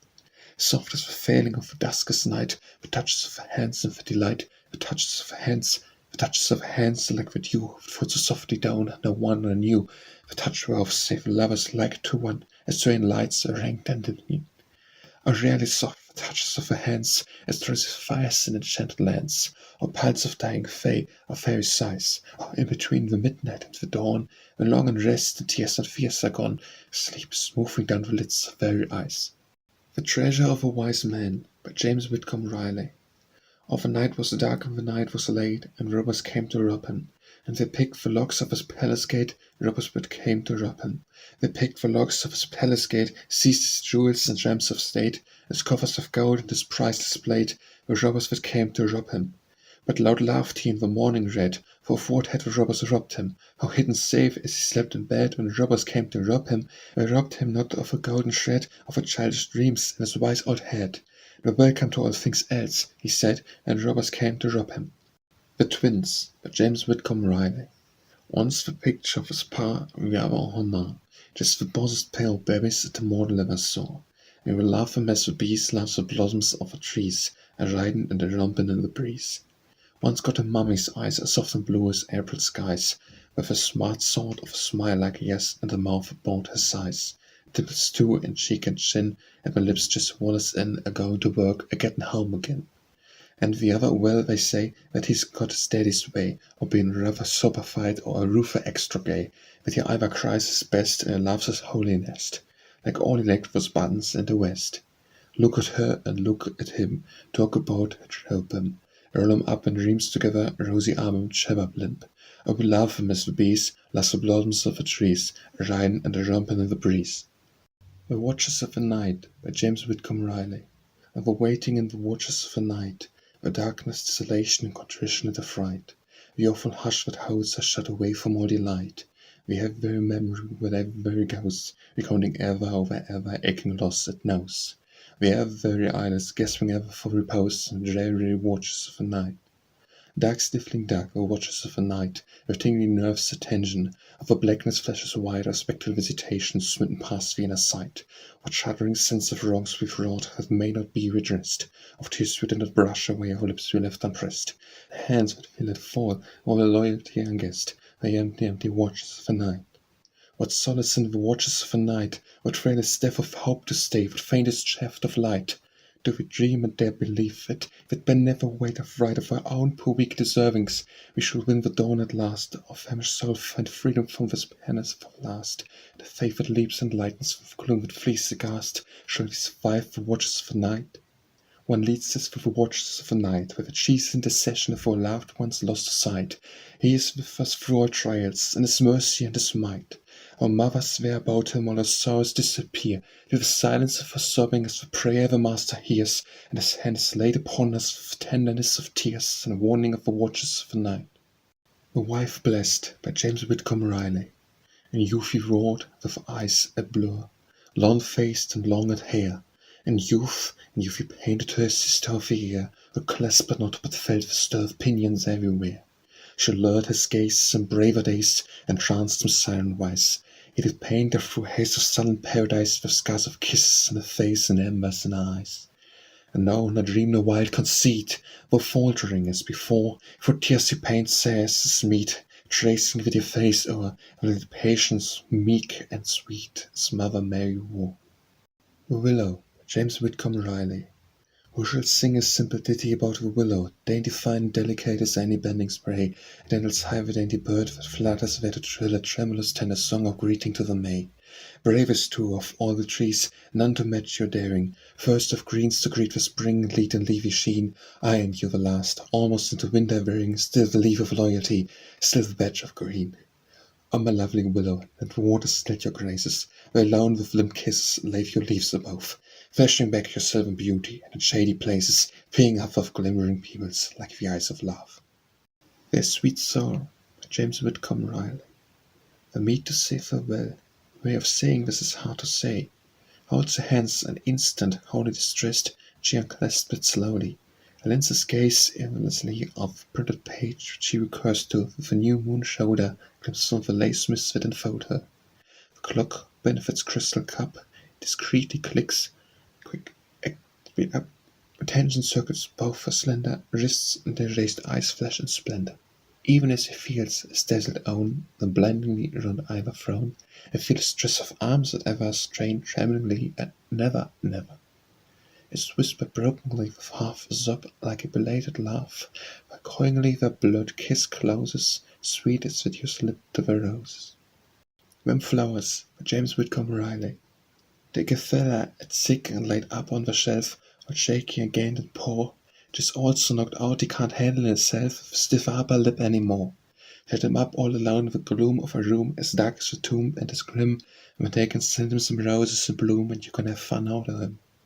You've catched him for now when his liver was sound and his appetite notched like a saw, or mocking you maybe for romancing around with a big posy bunch in your paw. But you catch him safe when his health is away, he's flat on his back in distress, and then you can trot out your little bouquet and not be insulted, I guess. As yet like this what his weaknesses is, and flowers makes him think of the days of his innocent youth, and that mothers are his, and the roses which she us to raise. So here, all alone with the roses you send, being sick and all trembly and faint, my eyes, old friend, is a leaking, and blamed if they ain't. Where was the cherry tree? By James Whitcomb Riley. Where was the cherry tree? Its bloomy snows cool even now the fevered sigh that knows no more its visions of pure joy as when you were a boy. Where was the cherry tree? The blue jay said, as blue against its white, or blue as yet he seemed there then, but now, whoever knew he was so pale a blue? Where was the cherry tree, our child? I saw the miracle. Its pure white snows that fall into a crimson fruitage far too sweet for a boy to eat. Where was the cherry tree? Give thanks and joy. Of the bloom of snow, there was a boy. I was a blue jay of realest blue, and food for both of you. Thinking back, James Whitcomb Riley. I've been thinking back of late sprint, and I'm here to state I'm suspicious it's a sign of age, maybe, or decline of my faculties, and yet I'm not feeling out a bit. Any more than 64, I ain't no young man anymore. Thinking back a thing that grows from a fella, I suppose. Older he gets, I jack, more he keeps thinking back. Old as old men get to be, as middle-aged as me. Folks'll find us, I and mine, fixed on what we've left behind, rehabilitating like the more times we used to hike, out barefooted through the creek, long bout April 1st to pick out some warmest place to go in a swimmin'. Oh my wonder we hadn't died, great horsage on my hide, just thinking how cold when the water must have been. Thinking back, oh goodness me, I can't call their names and see the little tat I played with, a fort I was afraid of and so made, and the best friend I had of all the rest. Thinking back, I even hear them a-callin' high and clear at the creek banks where we seem still hidden there like a dream, and me still a-panting on the green pathway we have gone. Still the hide by bend of fort, still the hide, but thank the Lord, thinking back as I have said, you're laughing on ahead. Thomas the Pretender, by James Whitcomb Riley. Thomas Allard's playing jokes and acting up in follyfox, and once upon a time a creep his picture he did one night and squint and shut his eyes both tight and say, now I'm asleep. And we know and man or two, I ain't asleep no more on you. And once he climbed on our back fence and flopped his arms and commenced to crow like Hans the hen, but when he failed of like he done, he didn't fool his children none, he didn't crow again. No hired man as they come by says, Tom can crow, but he can cry. Through Sleepy Land, by James Whitcomb Riley. Where do you go when you go to sleep, little boy? Little boy where? Away, and with little boo peep and little boy blue with cows and sheep, a-wandering way and where and where, a-wandering way and where. And we see when lost in dreams, little boy way and where. Forever glimmers the glowing gleams, silver low, slow sliding streams, and mermaids smiling out way and where, hiding way and where. Do you go when the fairies call, little boy where? Wait for the clues of the grasses swaying away and the waterfall and the wee folk away and where and where and the kelpies away and where. What do you do when you wake at dawn, little boy? Little boy what? Hug my mamma and kiss her on her smiling eyelids, sweet and warm, and everything I forgot about, wandering away and where for the blind world way and where. Time, by James Whitcomb Riley. Ticking, ticking, ticking of the clock that vexed me so last night. While time keeps such drowsy watch, a mound, he never sleeps but only nods, with the world to mock, its restless occupant, and lie they rock, and as the cradle of the babe that weeps. I seem to see the second piled in heaps like sand about me, and every shock of the bell of the pile stands, as whirled away as by a desert storm that swept the earth. As dark as the granary floor, where on the grey and mist the drizzled moon amidst the dearth came crawling, like a sickly child, till I get spell face next to mine own and weep for day.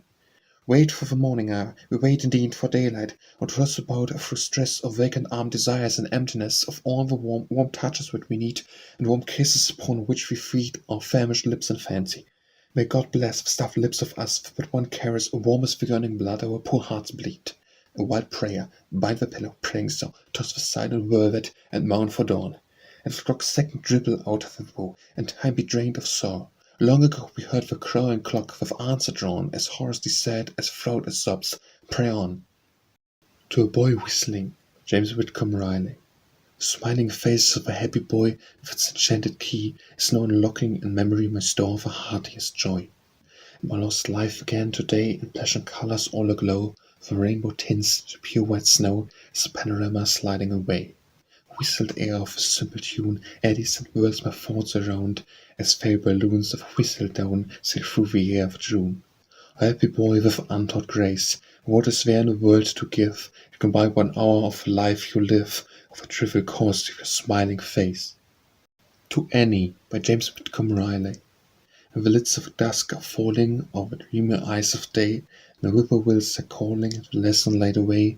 My memory soft and tender as the prelude of a night, and over you and render as tranquil a delight. To hear her sing, by James Whitcomb Riley. To hear her sing, it is to hear the birds of spring in your groves and blooming sprays pour out the life's roundelays. It's to hear the robin trill at morning, or the whippoorwill at dusk, when stars are blossoming, to hear her sing, to hear her sing.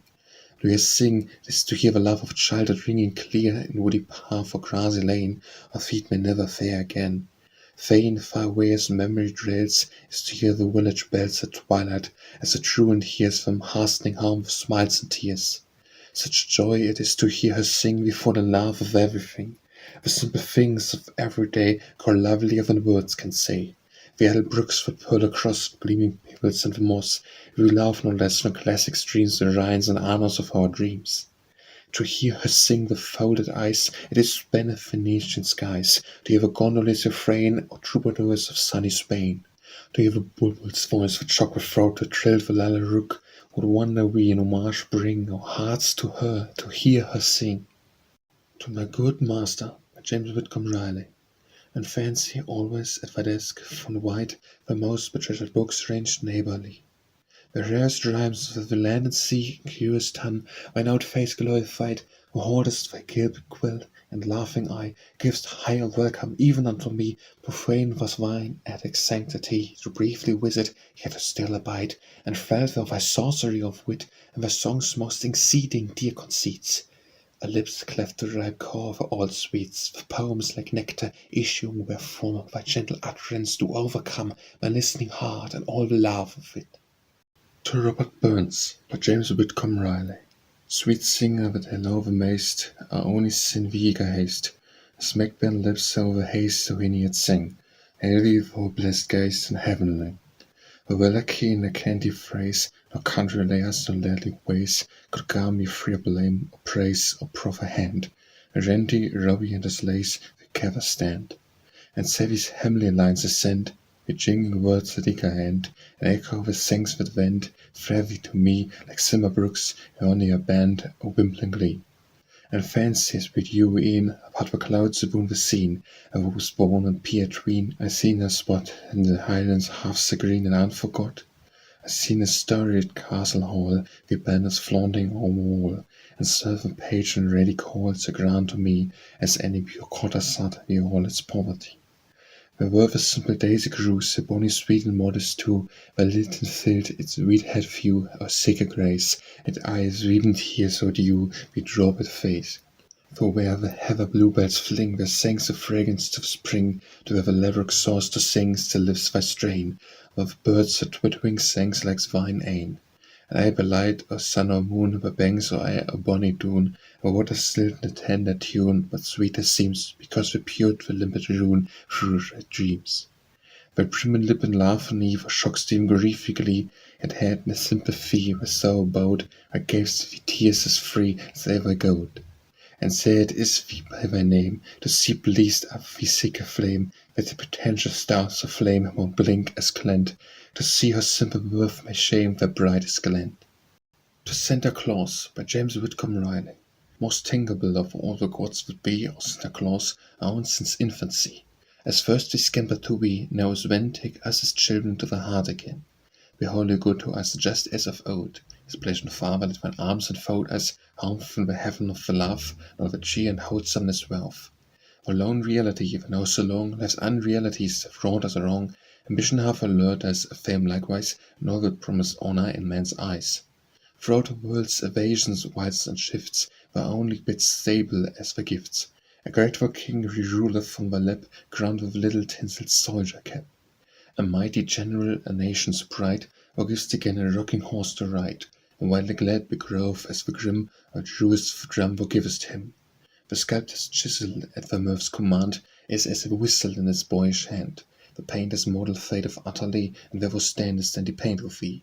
Was like a winter pipe, sound and fine, and tingled red with ripe-old face of wine, set in by frosty beer of cheek and chin, as midst the snows with force of spring set in. How Santa Claus, so own since infancy, was tangible of all the gods that be. As first we scamper to we, now as when, take us as children to the heart again. To the Judge by James Whitcomb Riley. Friend of my earliest youth, can't you arrange to come down and visit a fellow out here in the woods, out of the dust of the town? Can't you forget, you Judge, and put by your dolorous frown, and turn your wan face in the smile of a friend? Can't you arrange to come down? Can't you forget for a while the arguments prosy and drear, to lean at full length and indefinite rest in the lap of a greenery here? Can't you kick off the bench and husk yourself out of your gown, tangle your legs when fishing is good? Can't you arrange to come down? Bah for your office of state, and bah for its technical law. What as our president high in his chair, but wish himself low as before. Pick between peasant and king, poke your bald head through a crown, or shadow it here with the laurels of spring. Can't you arrange to come down? Judge it out here, if you will, the birds are in season by dawn. You can draw, not complaints, but a sketch of the hill, and a breath that your betters have drawn. You can open your heart like a case to a jury of kin, white and brown, and the verdict of moo will just satisfy you. Can't you arrange to come down? Can't you arrange it, old part, Pickenhole, Blackstone, and Kent? Here we have Brightman and Ward, Train, Bird, nigh content. Can't you forget your Judge, and put by your dolorous frown, then your wan face with the smile of a friend? Can't you arrange to come down? Unless, by James Whitcomb Riley. Who has not wanted, does not guess what plenty is, who has not groped in depths of doubt and hopelessness, has never truly hoped, unless sometimes shadow falls upon his mirth, and veils the sight, and from the darkness drifts the light of love that intervals. At most G of everything I hold is love, who can sit with lightest heart and laugh and sing, knows not the worth of it. Unless in some strange throng, perchance, feels how thrilling sweet it is, when yearning a look that answers his, with drop of glance and glance.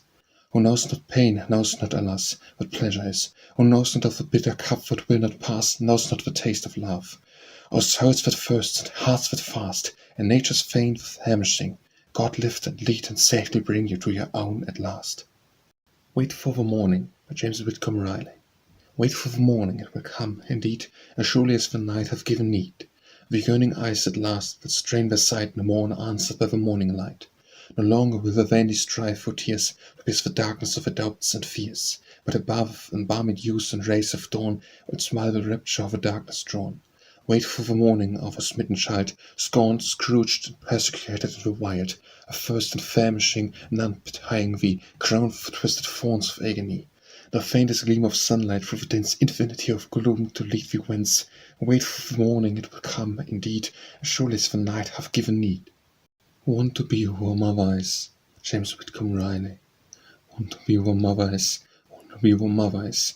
James's rivers, want someone ever shed that howl so his, that agony drifts me wild. Can't none of ye stop a child, want ye daddy nor ye whiz, want to be who a mother is. Want to be who a mother is, want to be who a mother is. Cox, Sarah, Mary, sing something for him, lift him bliss. Then the clock bells of the key, at the meat ex, give money.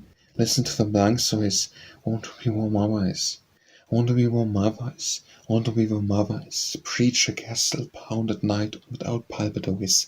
Appears to me some women, yes, shows religious interest, mostly for the family's risk. Want to be where mother is, want to be where mother is, want to be where mother is. Nights like these, whippoorwills to loose, bring that voice of his. Say, Mary Elizabeth, don't sit there and catch your death. With you, dramatize, want to be where mother is. We are not always glad when we smile, by James Whitcomb Riley.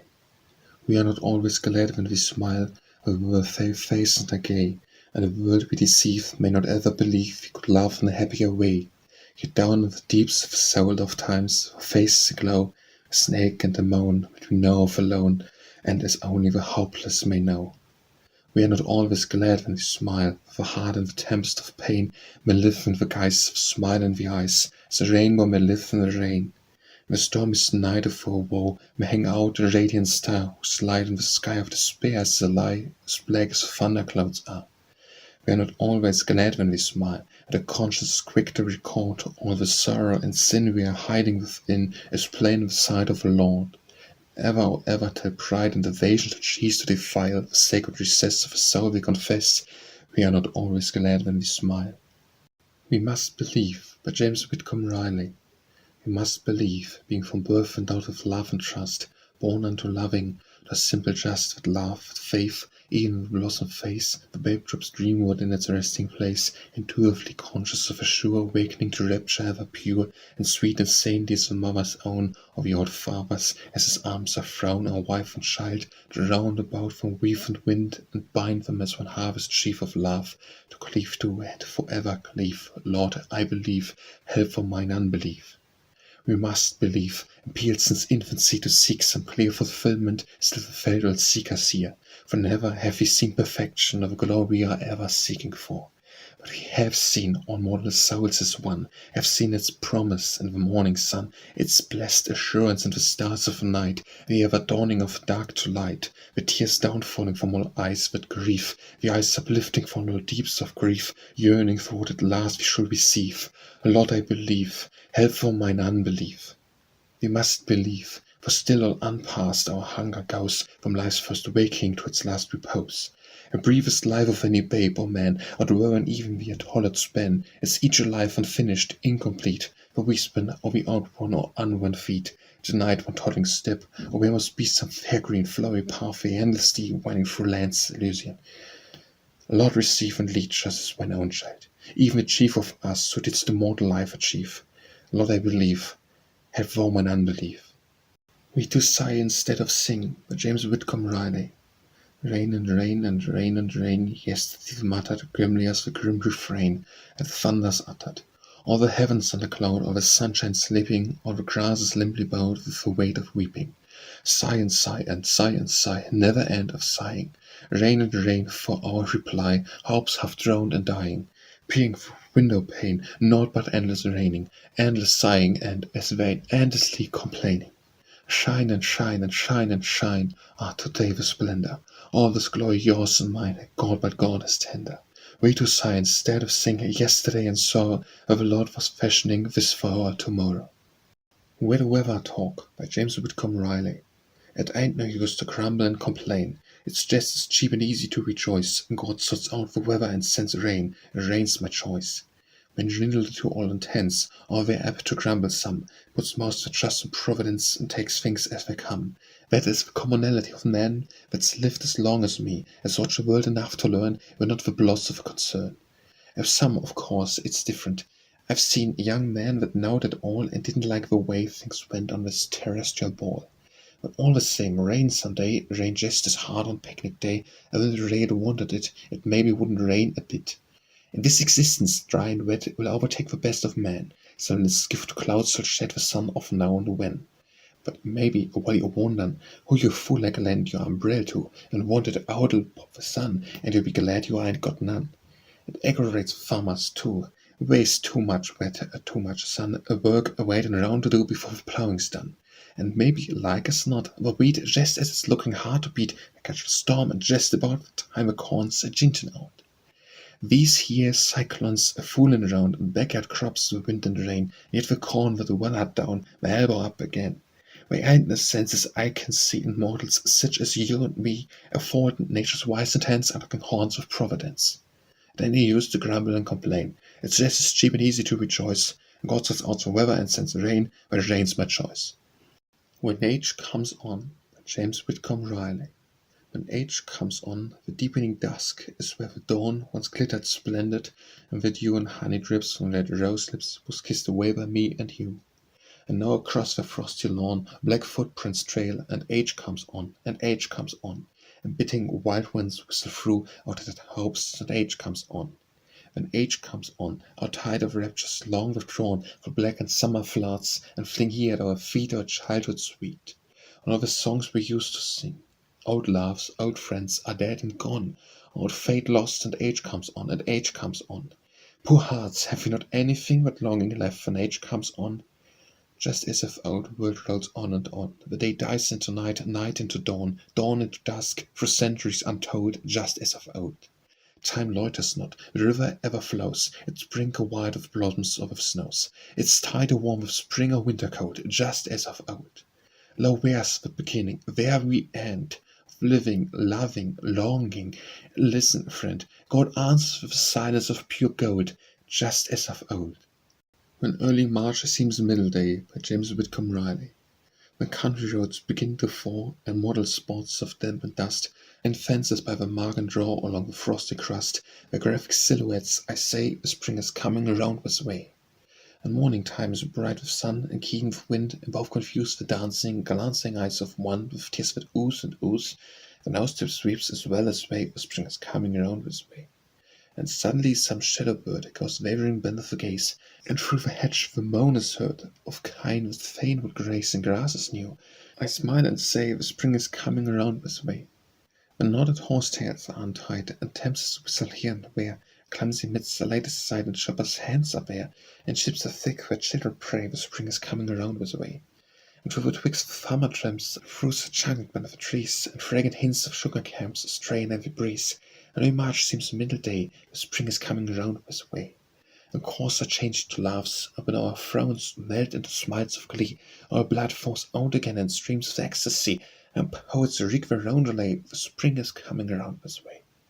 When evening shadow falls, by James Whitcomb Riley. When evening shadow falls, she hangs her cares away like empty garments on the wall that hides from the day. And while old memories throng and vanished voices call, she lifts her grateful heart in song when evening shadows fall. The very hands forget the burdens of the day, so weight of sorrow and regret, and music rolls away. From the day's dull tomb that holds in its thrall, her soul springs up and lily bloom when evening shadows fall. A very heart and hand go bravely to the strife. No victory is half so grand as that which conquers life. One day shall yet be wine, the day that waits for all, whose prayerful eyes are things divine, when evening shadows fall. When June is here, by James Whitcomb Riley. When June is here, what art have we to sing the whiteness of the lilies midst the green of noon-tranced lawns? Or flesh of roses seen like redbirds' wings?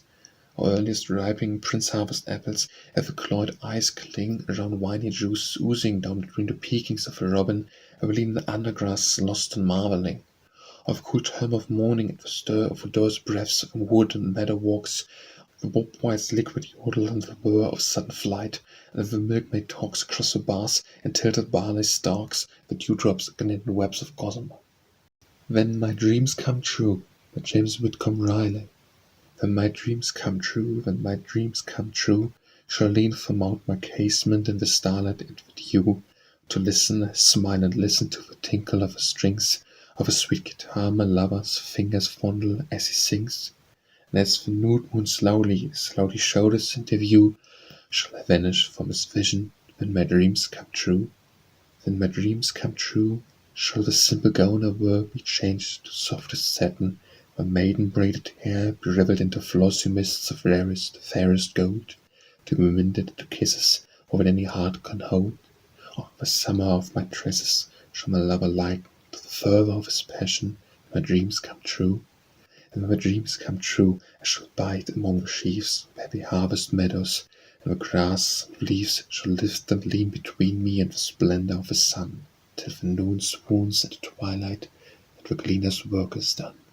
save that yet an arm shall bind me, even as a reapers do, the meanest sheaf of harvest, and my dreams come true. When my dreams come true, when my dreams come true, true love on all simplicity is fresh and pure as dew. The blossom the blackest mote is kindlier to the eye than a lily born of pride that looms against the sky. And so it is known, my heart will gladly welcome you, my loneliest of lover, when my dreams come true. When She Comes Home by James Whitcomb Riley. When she comes home again, 1,000 ways of fashion to myself the tenderness of my glad welcome. I should tremble, yes, and touch her, as when first in the old days I touched a girlish hand, nor dared I raise mine eyes, such was my faint heart's sweet distress. And silence, perfume of her dress, woman's wail little the haze cries, sighed sound-like, even for space. And tears, yes, and the ache here in the throat, to know what eyes so ill deserve the place, arms make for me. The sobbing note I stay with kisses, of a tearful face can sin in the out embrace. When the green gets back in the trees, by James Whitcomb Riley. In spring, when the green gets back in the trees, and the sun comes out and stays, and your boots puts on the good tight squeeze, and you think of your barefoot days, and you ought to work and you want to not, and you and your wife agrees it's time to spade at the garden lot, and the green gets back in the trees. A work's the least to my ideas, and the green, you know, gets back in the trees. The green gets back in the trees, and beasts buzzing around again, and with kin of the lazy go as you please, out gate the bummer on in, and the grounds were born where the Herrick stood, and the creeks riss and the breeze cocks bloom in the old dogwood, and the green gets back in the trees. I like it, I say, in such scenes as these, but time the green gets back in the trees. The whole tale of winter time is all put out and gone, and except the force begins to climb, and the sweat it starts out on a fella's ford, a getting down, if he would spring on his knees, a kindle like just lurfing round, and green gets back in the trees, just powdering around its stern place, with green, you know, gets back in the trees. Where Away by James Whitcomb Riley. All the lands of where away, tell us, where away? For darkness and for dawn we have journeyed on and on, nor cradle to the cross, for possession unto loss, seeking still from day to day for lands of where away. Our baby feet were first planted with daisies burst, and greenest grasses grew in the fields we wandered through. On with childish discontent, ever on and on we went, hoping still to pass some day on the verge of where away. Roses laid the velvet lips on our own, with fragrant sips, and their kisses held us not, always sweetness we forgot. The brambles in our track plucked at us to hold us back. Just ahead, we used to say, leave the lands where away. Children pasture bars through the dusk, like glimmering stars, with the hands we should bide of them over eventide. Down the dark the voices failed, falteringly as they hailed, and died into yesterday, night ahead and where away. Twining arms about us thrown, warm caresses all our own, can but stay us for a spell, love of little new to tell. To the soul needs supreme, aching ever with the dream of the endless bliss it may find in lands of where away. Where shall we land? By James Whitcomb Riley. All listlessly we float out seaward in the boat bare of love. Our sails of purest snow bend to the blue below, to the blue above. Where shall we land? Drift upon a tide, shoreless on every side, safe where the eye of fancy sweeps far land, shelved sloppily with sands of gold and porphyry. Where shall we land? A very isle the sea loom up so mistily, so vaguely fair, I do not care to break fresh bubbles and awake to bend our course for where. Where shall we land? All winds of the deep have lulled our sails to sleep, and so we glide careless of wave or wind, or change of any kind, or turn of any tide. Where shall we land? Drop our dreamy eyes, where reflection lies steeped in the sea, and in an endless fit of languor smile on it, and its sweet mimicry. Where shall we land? Where shall we land? God's grace, I know not any place so fair as this, swung here between the blue of sea and sky, with you to ask me with a kiss. Where shall we land? Where the children used to play, by James Whitcomb Riley. The old farm home is mother's yet and mine, and filled it is with plenty and to spare. And we are lonely here in life's decline, while fortune smiles around us everywhere. We look across the gold of a harvest as of old, the corn, the fragrant clover, and the hay.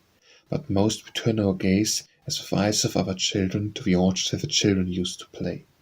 Or from our life's full measure, and rich hoard of worldly treasure, We often turn our very eyes away, and hand in hand we wander down the old path winding yonder to the orchard where the children used to play.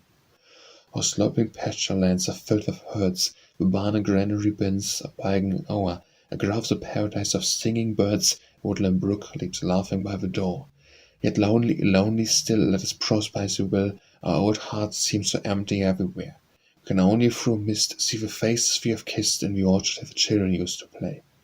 From our life's full measure, in which hoard of worldly treasure, we often turn our weary eyes away, and hand in hand we wander down the old path winding yonder to the orchard where the children used to play.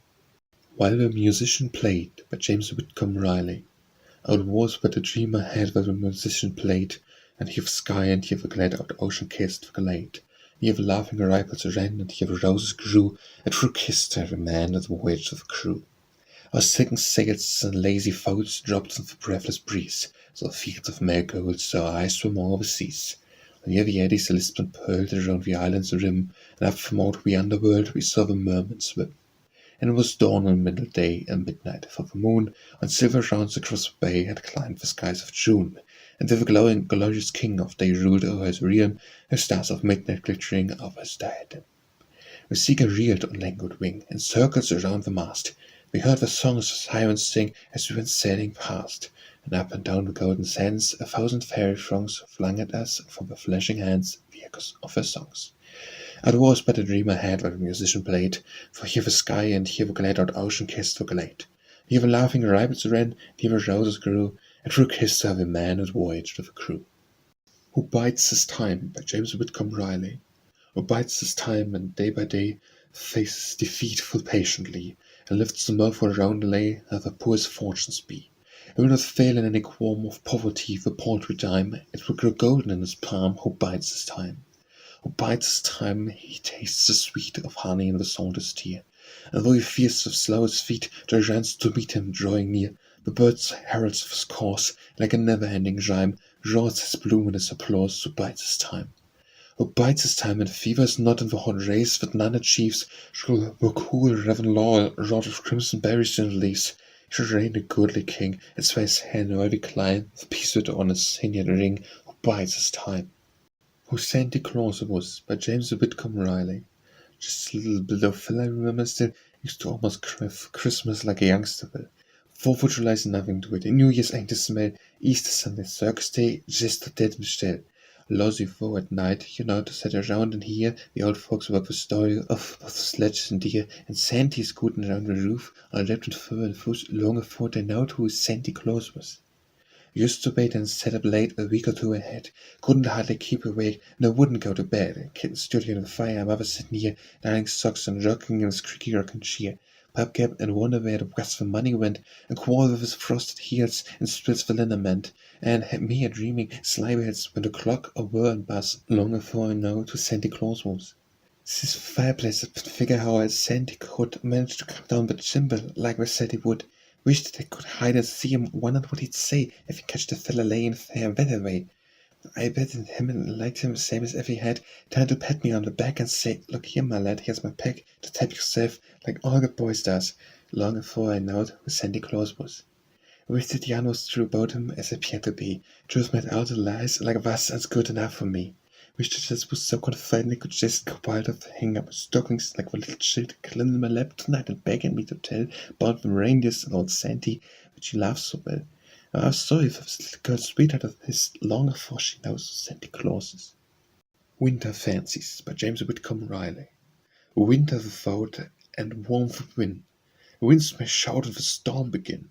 The snows may peck at the window pane, the skies grow black and the sun remain hidden away the livelong day, but here is the warmth of May. Swoop your spit fullest up the flow while the winds do. All the world will care for you, our delightfulest weather of all, howl and squall and shake the trees till the last leaves fall. The joyful wheels an easy chair, cocking his heels to the dancing air, and rests the rim of a roaring stove, with street better than hearts can laugh, will not permit the coldest day to drive away the fire in his blood and the bliss of it. And winds blow and rave and shriek and snarl and snort, the breath grows weak. While here in my room, I'm as snugly shut as a little warm heart of a nut. Writing back to the home folks, by James Whitcomb Riley.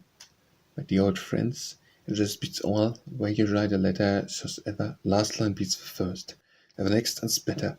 A fool thing you put down, you make sense to sting it, if the reading of them all can tell which is the best.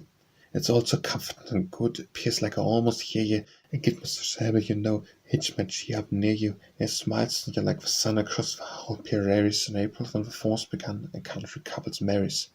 It's all so good old-fashioned like to talk, yes, like we're thinking, without no hiding back of fans and giggle on and winking, seeing how each other's dressed like some of the others doing. It's Mafian's bask when turned, sure enough, a new one.